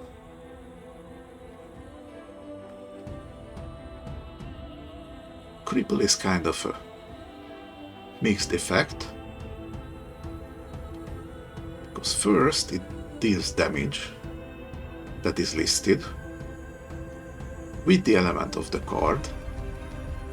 So for this Creeping Vines, Cripple 6 means 6 earth damage, and then half of the cripple damage is going to be inflicted as weakness. So it's 6 damage and 3 weak.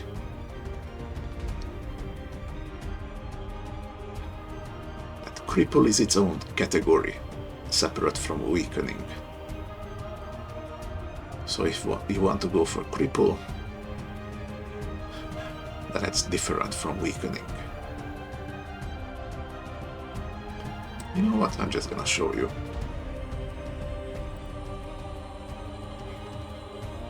See, it's going to deal 6 damage exactly. And then inflict 3 weakness.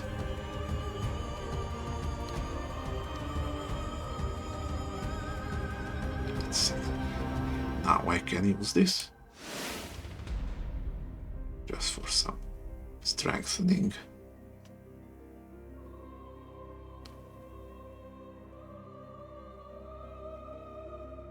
Your time is close to running out.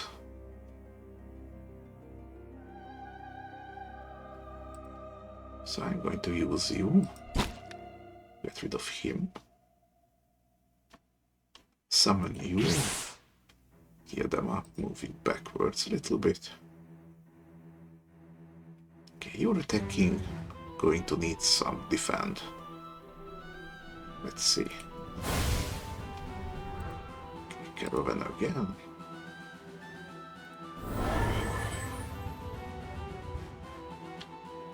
Okay, final card. How would I do this?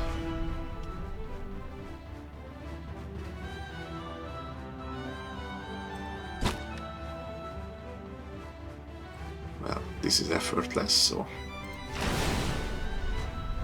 I can just do this. And you would give me defend. And here you see I have 15 resolve. It's going to stay here until I try to inflict a status effect that the enemy is going to resist.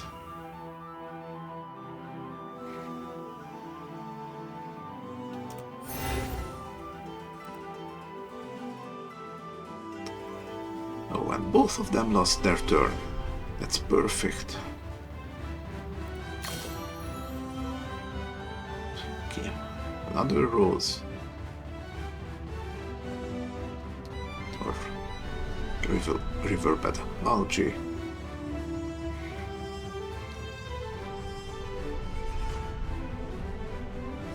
This restores quite a bit of AP, so I'm gonna go with that for this turn. Let's see.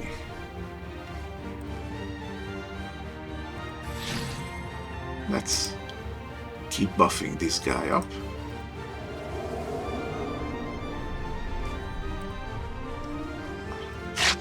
Hit you. Hit you.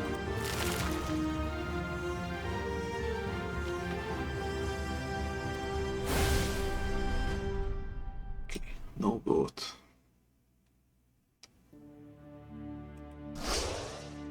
Gonna restore some AP here.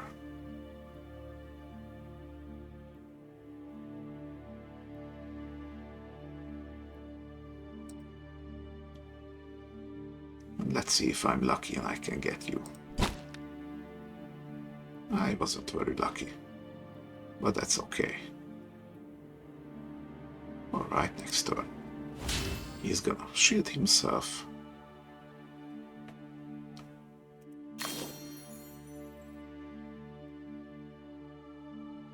Red rose. Yes, please.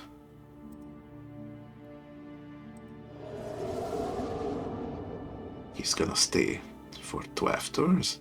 This is the maximum.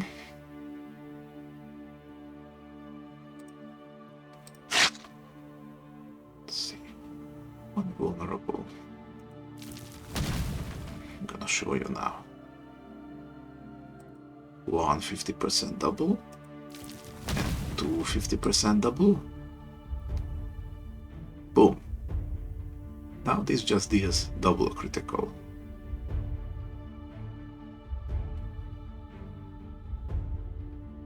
And of course this only applies to this 5 damage. So this will deal 10. And then 3 to 7. Because of the mark, the vulnerable, I'm gonna show you. Here's the breakdown.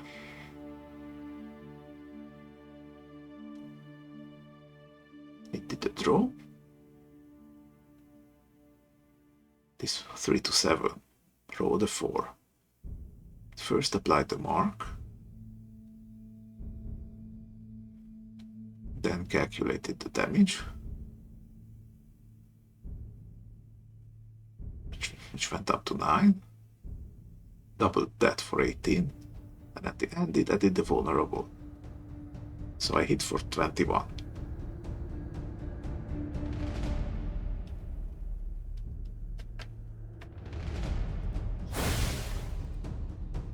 Okay.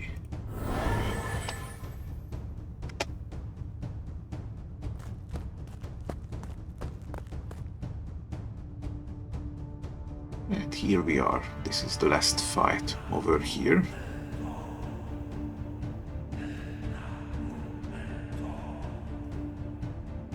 These final nodes are either against many enemies or one boss and a few smaller ones. I think, especially for early on, these big fights are scarier than bosses, because you really need to keep track of who does what, because enemy intents can change based on what you do. So you see, 2 single combats that would give me minus 20 defend. Then he uses Venom Blade, gives me envenomed, this damage, and then attacks with this amount of damage. So combined, all of these is extremely unpleasant. And then you would remove even more defend, and then you do Lock Trap, which is just a card that it's going to cost me AP and HP. You're doing a Frost Touch.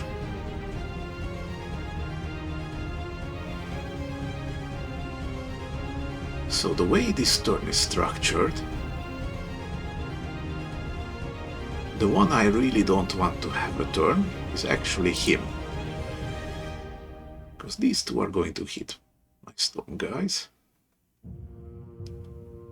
But debuff my defense, so I really don't want you to attack me. Now, what can I do against that? I can, first of all, give myself a bit more defense and physical resists. And he resists vulnerable. And mark, so you can't actually stack your damage against him. You have to just chip away at him.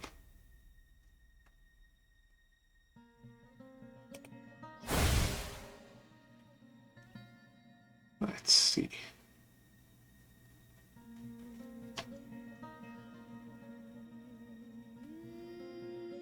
I want to summon you.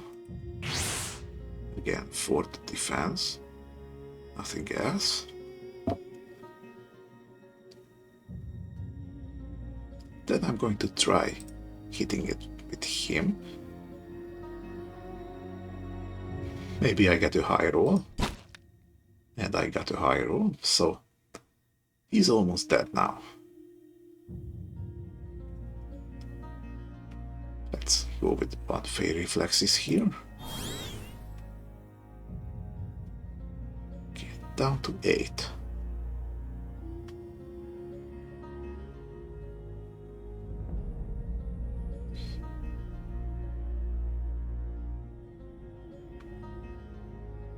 Okay, this deals 4 intense damage. Nothing resists intense damage, as far as I have seen. That is the point.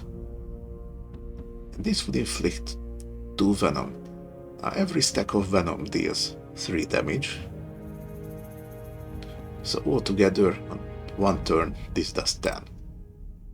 So he doesn't resist venom, so he's gonna die.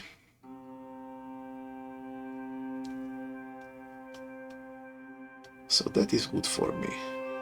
Going to summon this caravan guard just for a bit more defense. Let's restore some AP and get even more defend.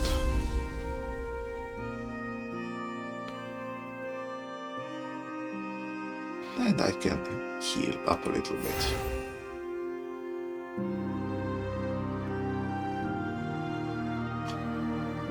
And maybe that will be good enough. Let's see.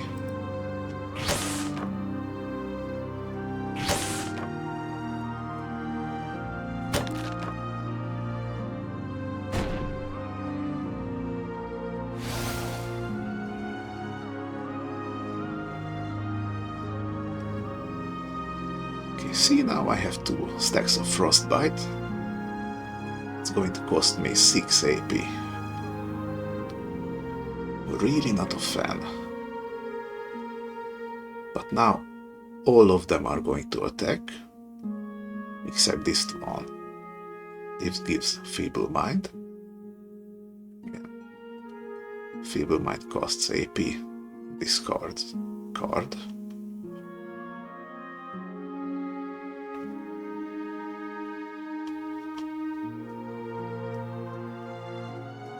What to do? Naturally, I want more defend.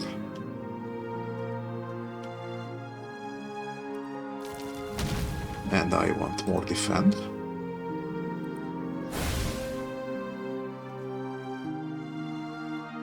And Porter gives money.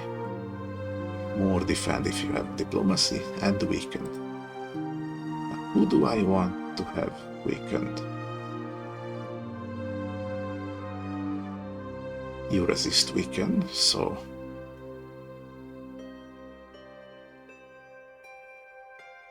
I think it's going to be you. That gives a little bit of time to deal with you. Let's see.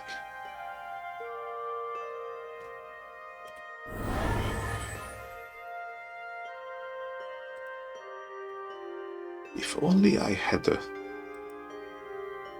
AP restore potion in the town, but there wasn't any, so have to work with what I got. So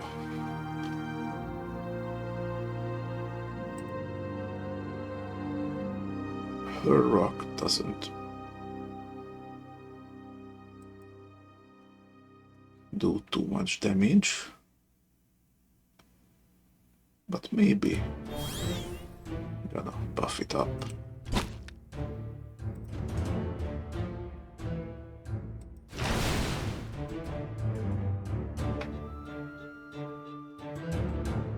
Okay, there is a chance here.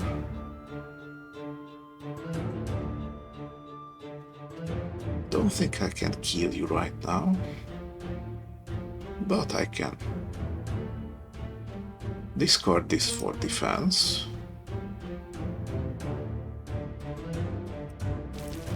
And then get some more defense. Again, up to 42. That almost blocks everything.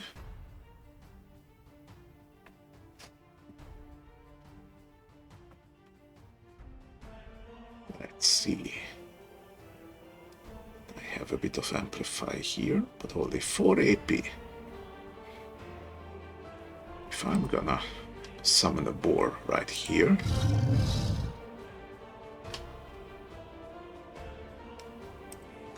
and then make a gore. Okay, now you switch from attacking to shielding.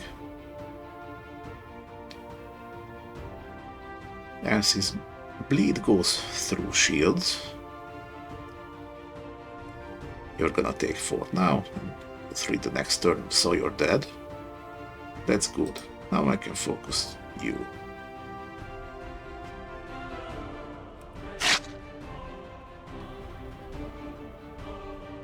So this is as much as I can do right here.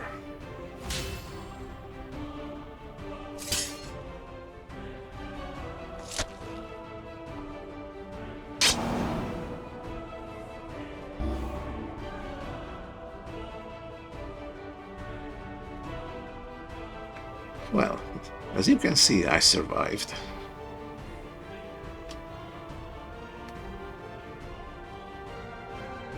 You are dead. I'm gonna have to change my plans. Since he has a higher flank, that means I'm going to lose 8 defense this turn before he attacks. And they all attack this turn. This might get a little problematic.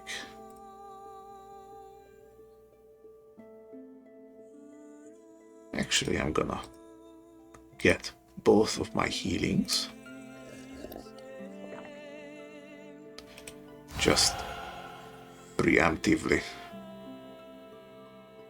get stuff. This is where the echo spells go, so you can see which ones are going to take effect. Now, this will happen at the end of the turn. So on my turn, I can safely lose this health. I'm gonna get this back at the end. Okay, have 4 concentration left.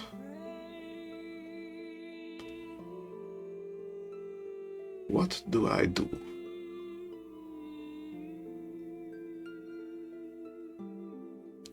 You don't resist sneak attack or earth damage.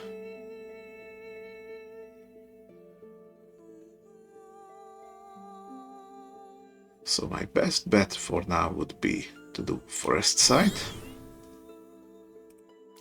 And then get a sneak attack. See? Sprout Vines now deals 10 to 18 times 3. So there is a decent chance he's gonna die.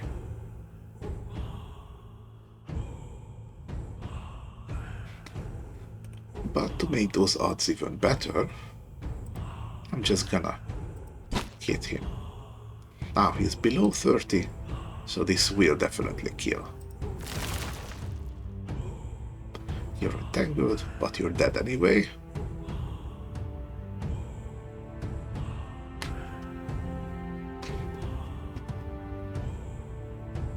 Let's see. Whenever an enemy uses one of their abilities on you, they're going to go on cooldown. So they're going to cycle through all of them. They're just going to keep attacking while they wait for the cooldowns.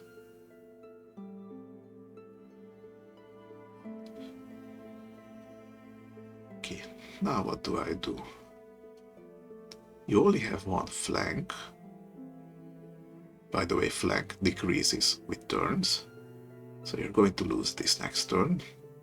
But you're not losing the poison. Meaning you do more damage with your attacks. I'm going to make you the... No, you also resist Earth. Bummer. Alright then. I'm gonna get you. So, let's see. Or I can try entangling you. If I'm lucky, you will lose your turn. Let's see. Damage up. Let's heal with this.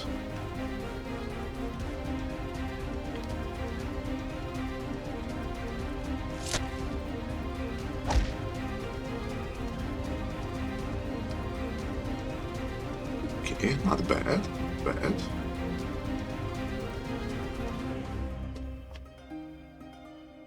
Okay.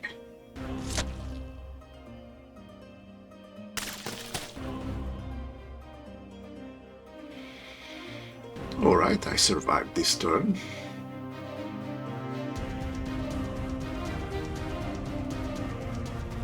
Now what? I also don't have any healing items left.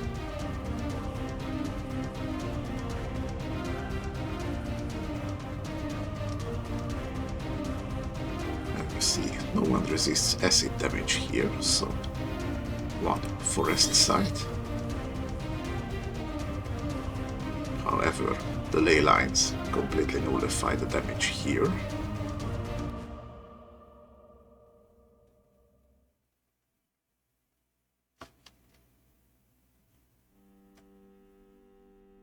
So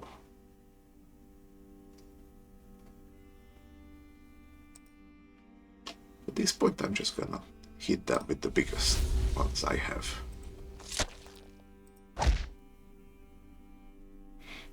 Okay, you're dying the next turn because of the bleed.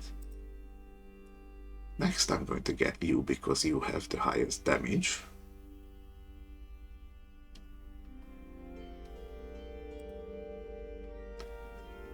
And I'm going to get some damage for you in the meantime. Let's see, you can give me some defense.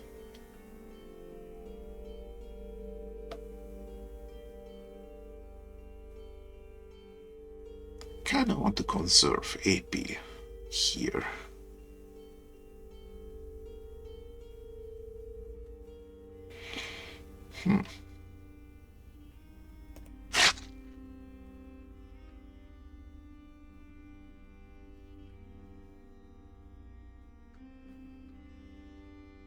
Okay, just one wouldn't hurt.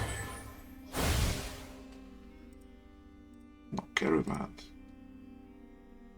Gonna hit you.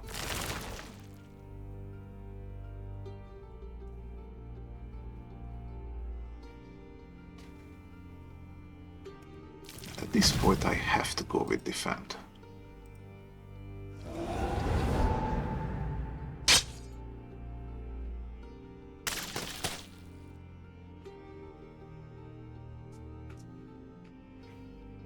Alright, finally lost all my frostbite. You're not attacking, you're just doing a lock trap.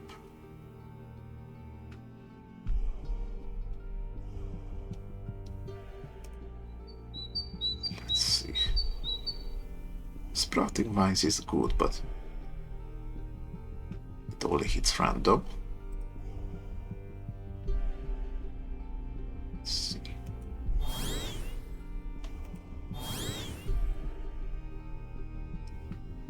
Now I can use you to get rid of you.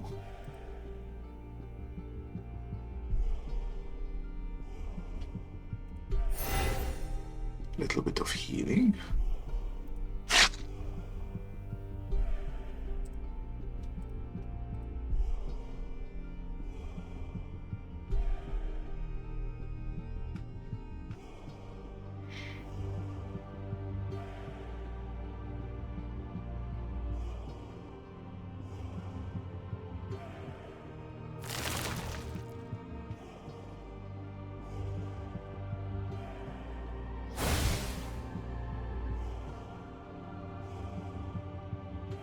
Okay.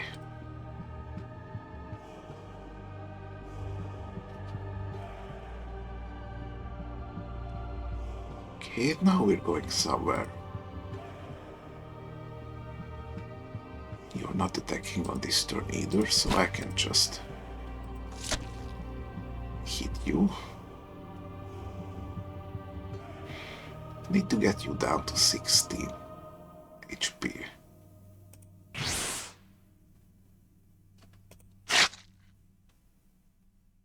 Can I do it, is the question.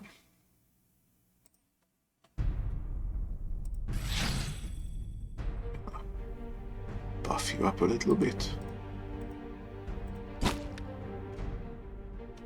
Almost there. Oh no.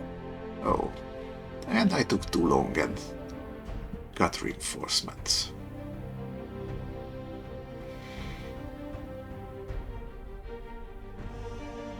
Well, this is part of the game.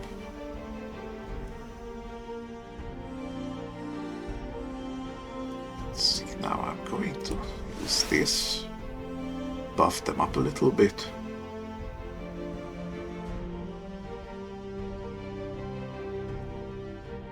Let's do forest site with conjure fog.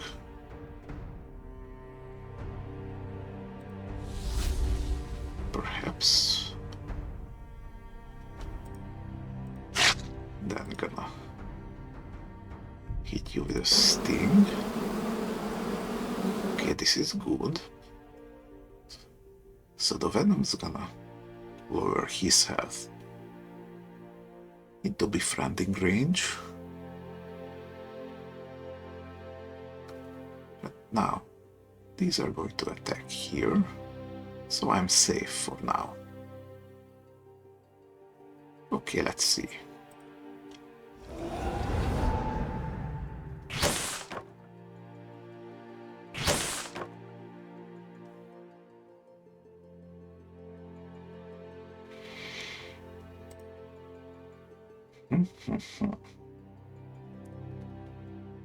Okay, I can get rid of you. That would discard a card.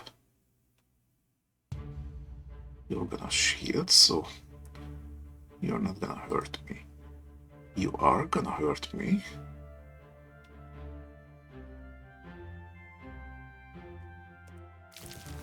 Gonna defend.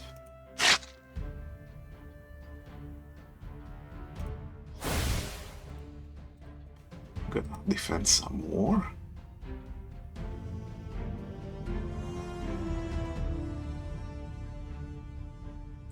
and some more. Let's do one healing.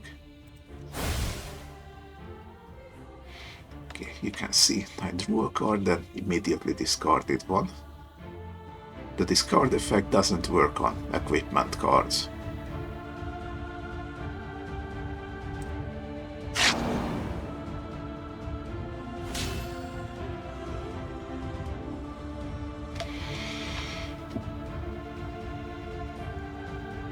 Okay, I'm still in the negative. Really don't like that. Let's see. Get some defense here. Get some defense here.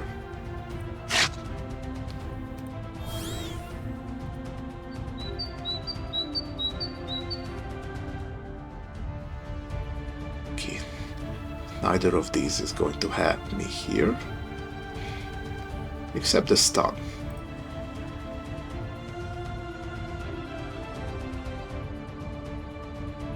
Let's see. I want to use the strength energy for this. Now I'm gonna restore health. Now I'm gonna stun you. As you can see, everything has a base 25% to resist stun. But it worked. And I get to live another day.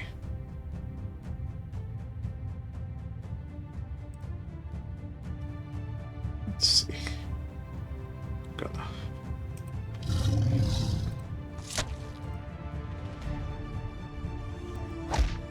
have this.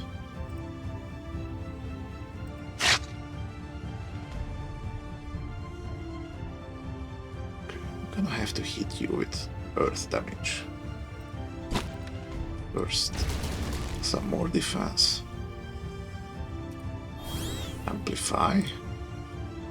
Sprout vines.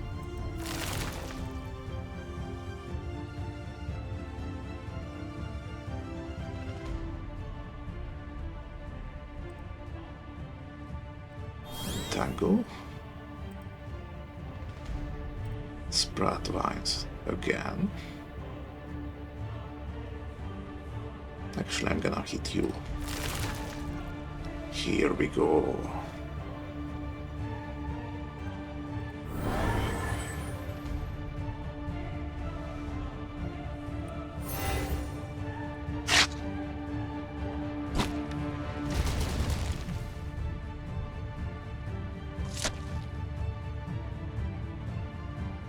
Phew.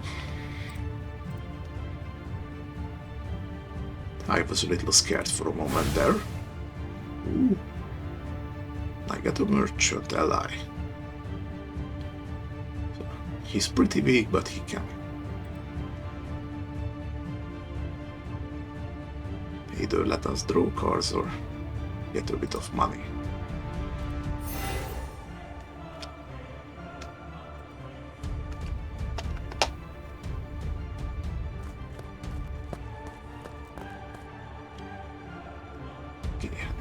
Here we got the treasure, which is unrelated to the quest reward we're going to get after this. Okay, here's a potion belt. Need to put 1 point into alchemy for this, but this will reliably grab supplies. And you know, I have the ripple effect that gives +1 strain every time I do this. So this would tremendously help me with AP management.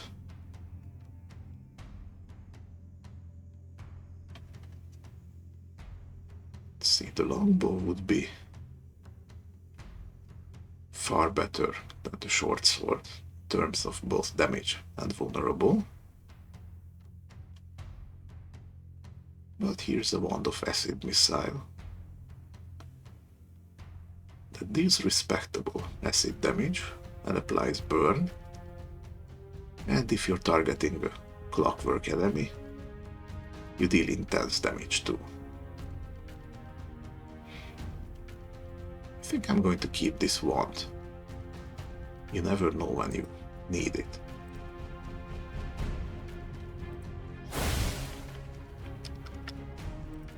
Alright.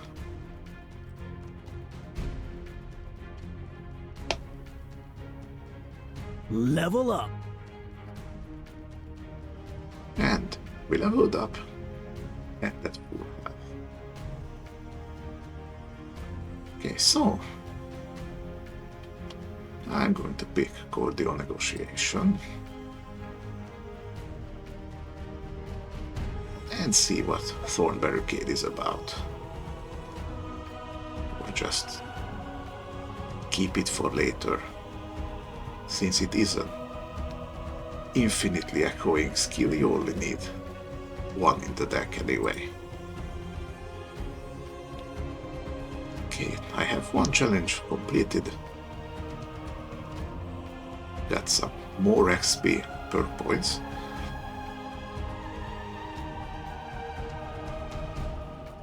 See, when you do a quest that is slightly above your level, you get a lot more rewards.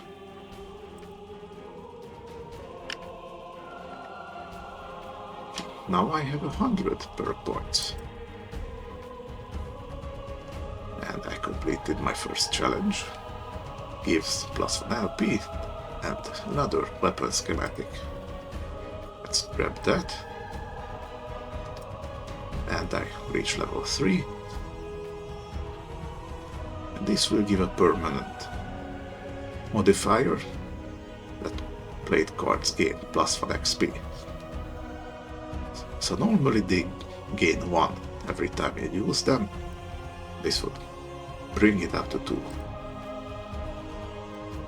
So you need less usage to increase the level of the card. And there's nothing else here.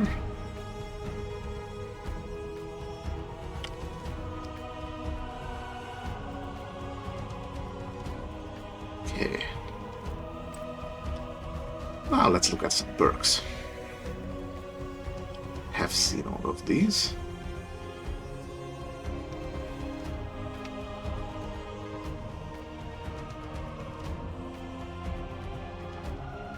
Herbal lore sounds good. If you look at the AP cost, it's actually rather prohibitive. So I see this, but I'm going to hold off on it for a while. Here's Gaia's Blessing, +1 willpower, and extra healing.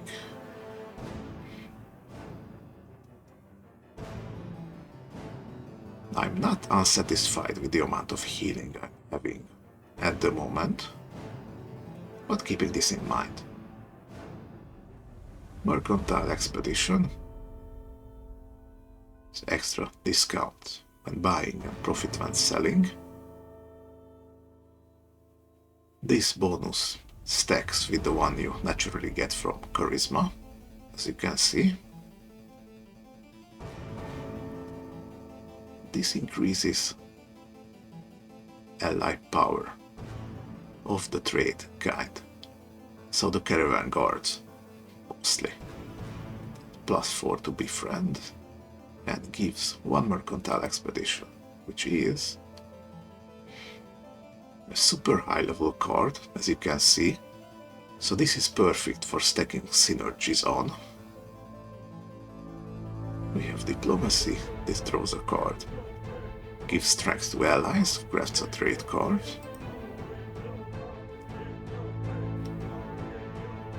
When it's level 3, it permanently gains -5 strain. At level 6, it's loyalty +10. And at level 9 is craft extra 2 cards. So because this is tier 9 card, so it goes up to 10 levels. If you want this, it's better to grab this early. I don't really know how to feel about this yet. Okay, Wanderer, +1 rations capacity, +150. Money capacity, locks the trader and pirate stronghold tree, even if they are normally available to your character.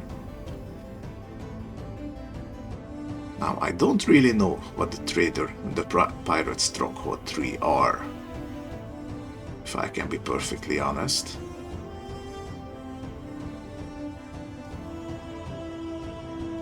Curious, completing an area yields +2 bonus XP.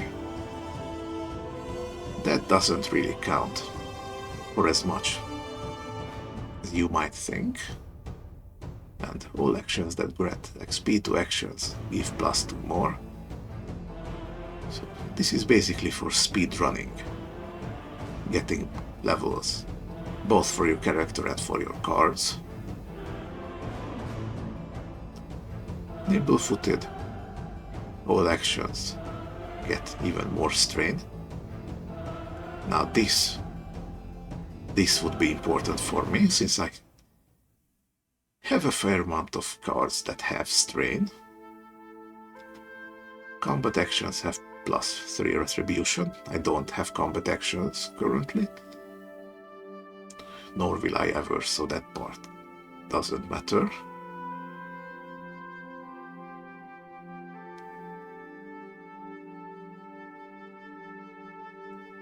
Let's see, but sturdy becomes unavailable,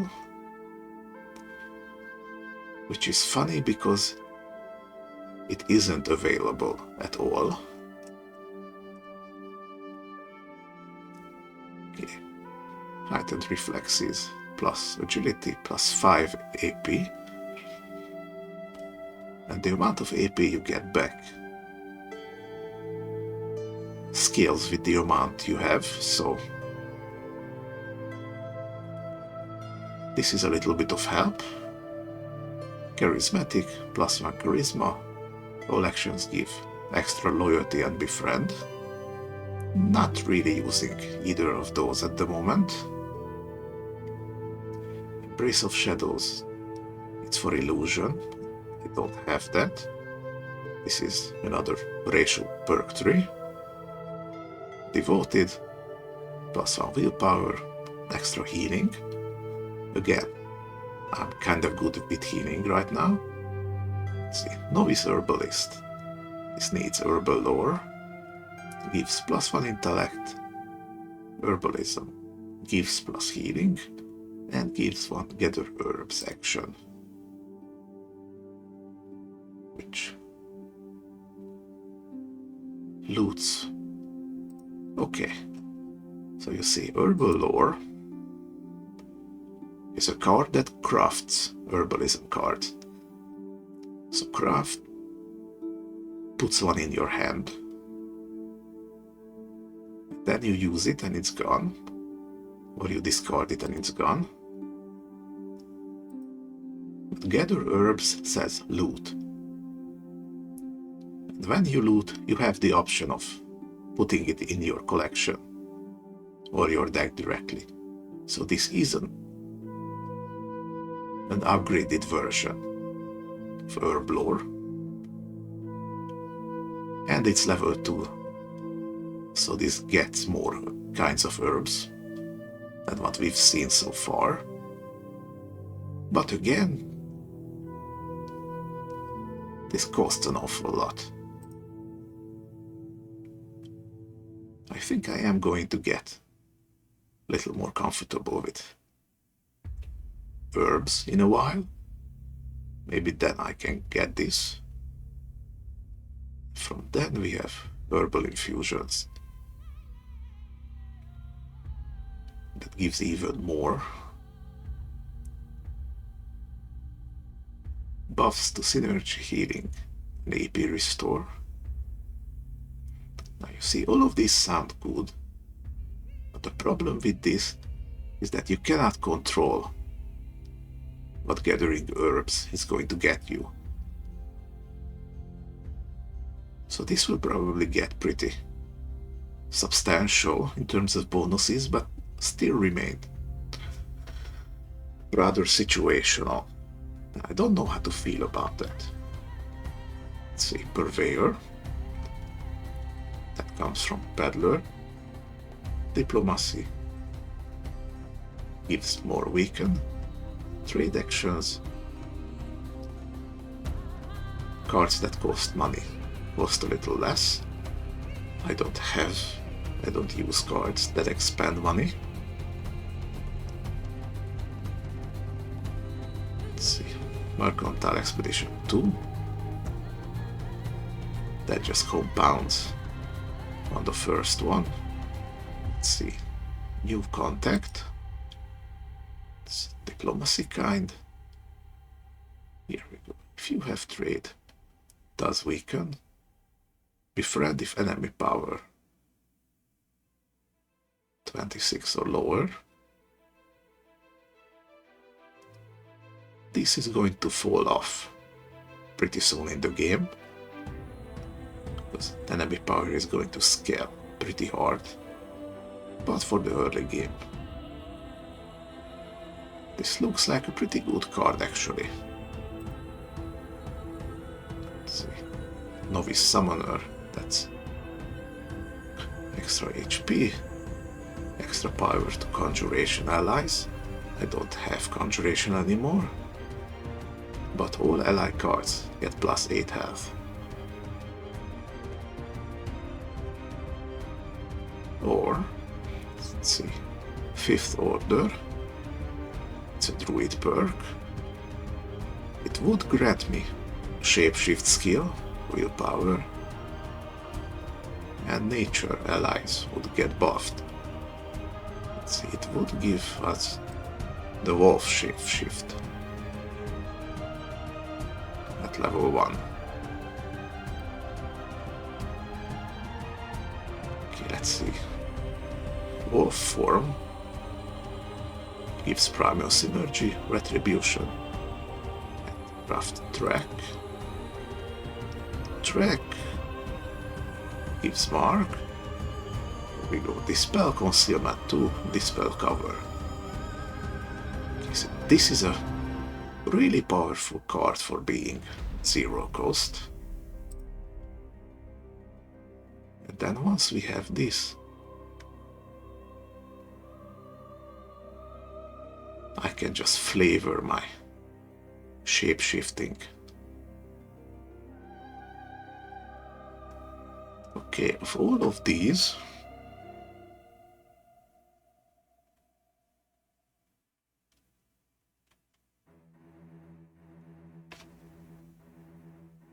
I think I'm going to grab the contact for now, put 2 points into diplomacy so I can use this. Because 26 power is good for around level 5 or 6. So for the lower level quests that I'm going to do, this will work. So, just gonna grab this, upgrade diplomacy, add you to the deck.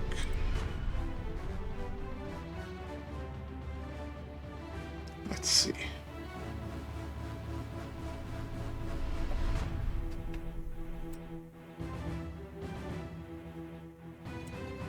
Okay, now I can add you to the deck. Don't have nearly enough defend cards, it feels like. Let's see. I don't use this card enough, so I don't think it warrants being in my deck. Let's see, what else?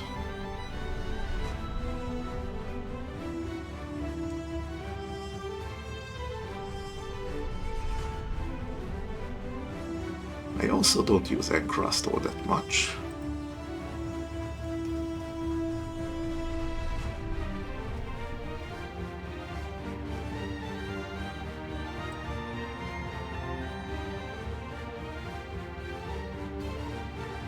Okay, maybe I can work with this.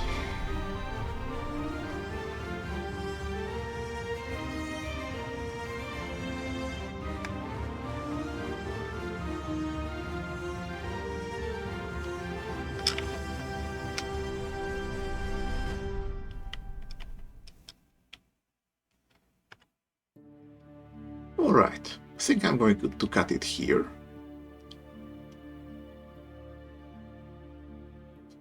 Don't know if going for 3 or 4 hours is preferable. But I feel like this was good enough. I think next time I'm going to jump back to Grisbog. And then start going down to this quest. Maybe do the Goblin quest while I'm at it. But definitely going down to Earthwood. There's a bunch of good low-level quests here. Possibly down to Inford. And then loop back around up here. Then start moving to Zan. Then do a loop. And get back up from the oasis. So that's the plan for now.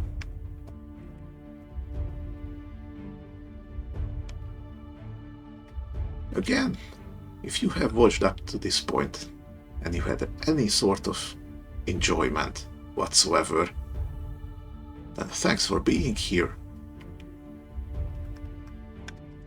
Catch you next time. Goodbye.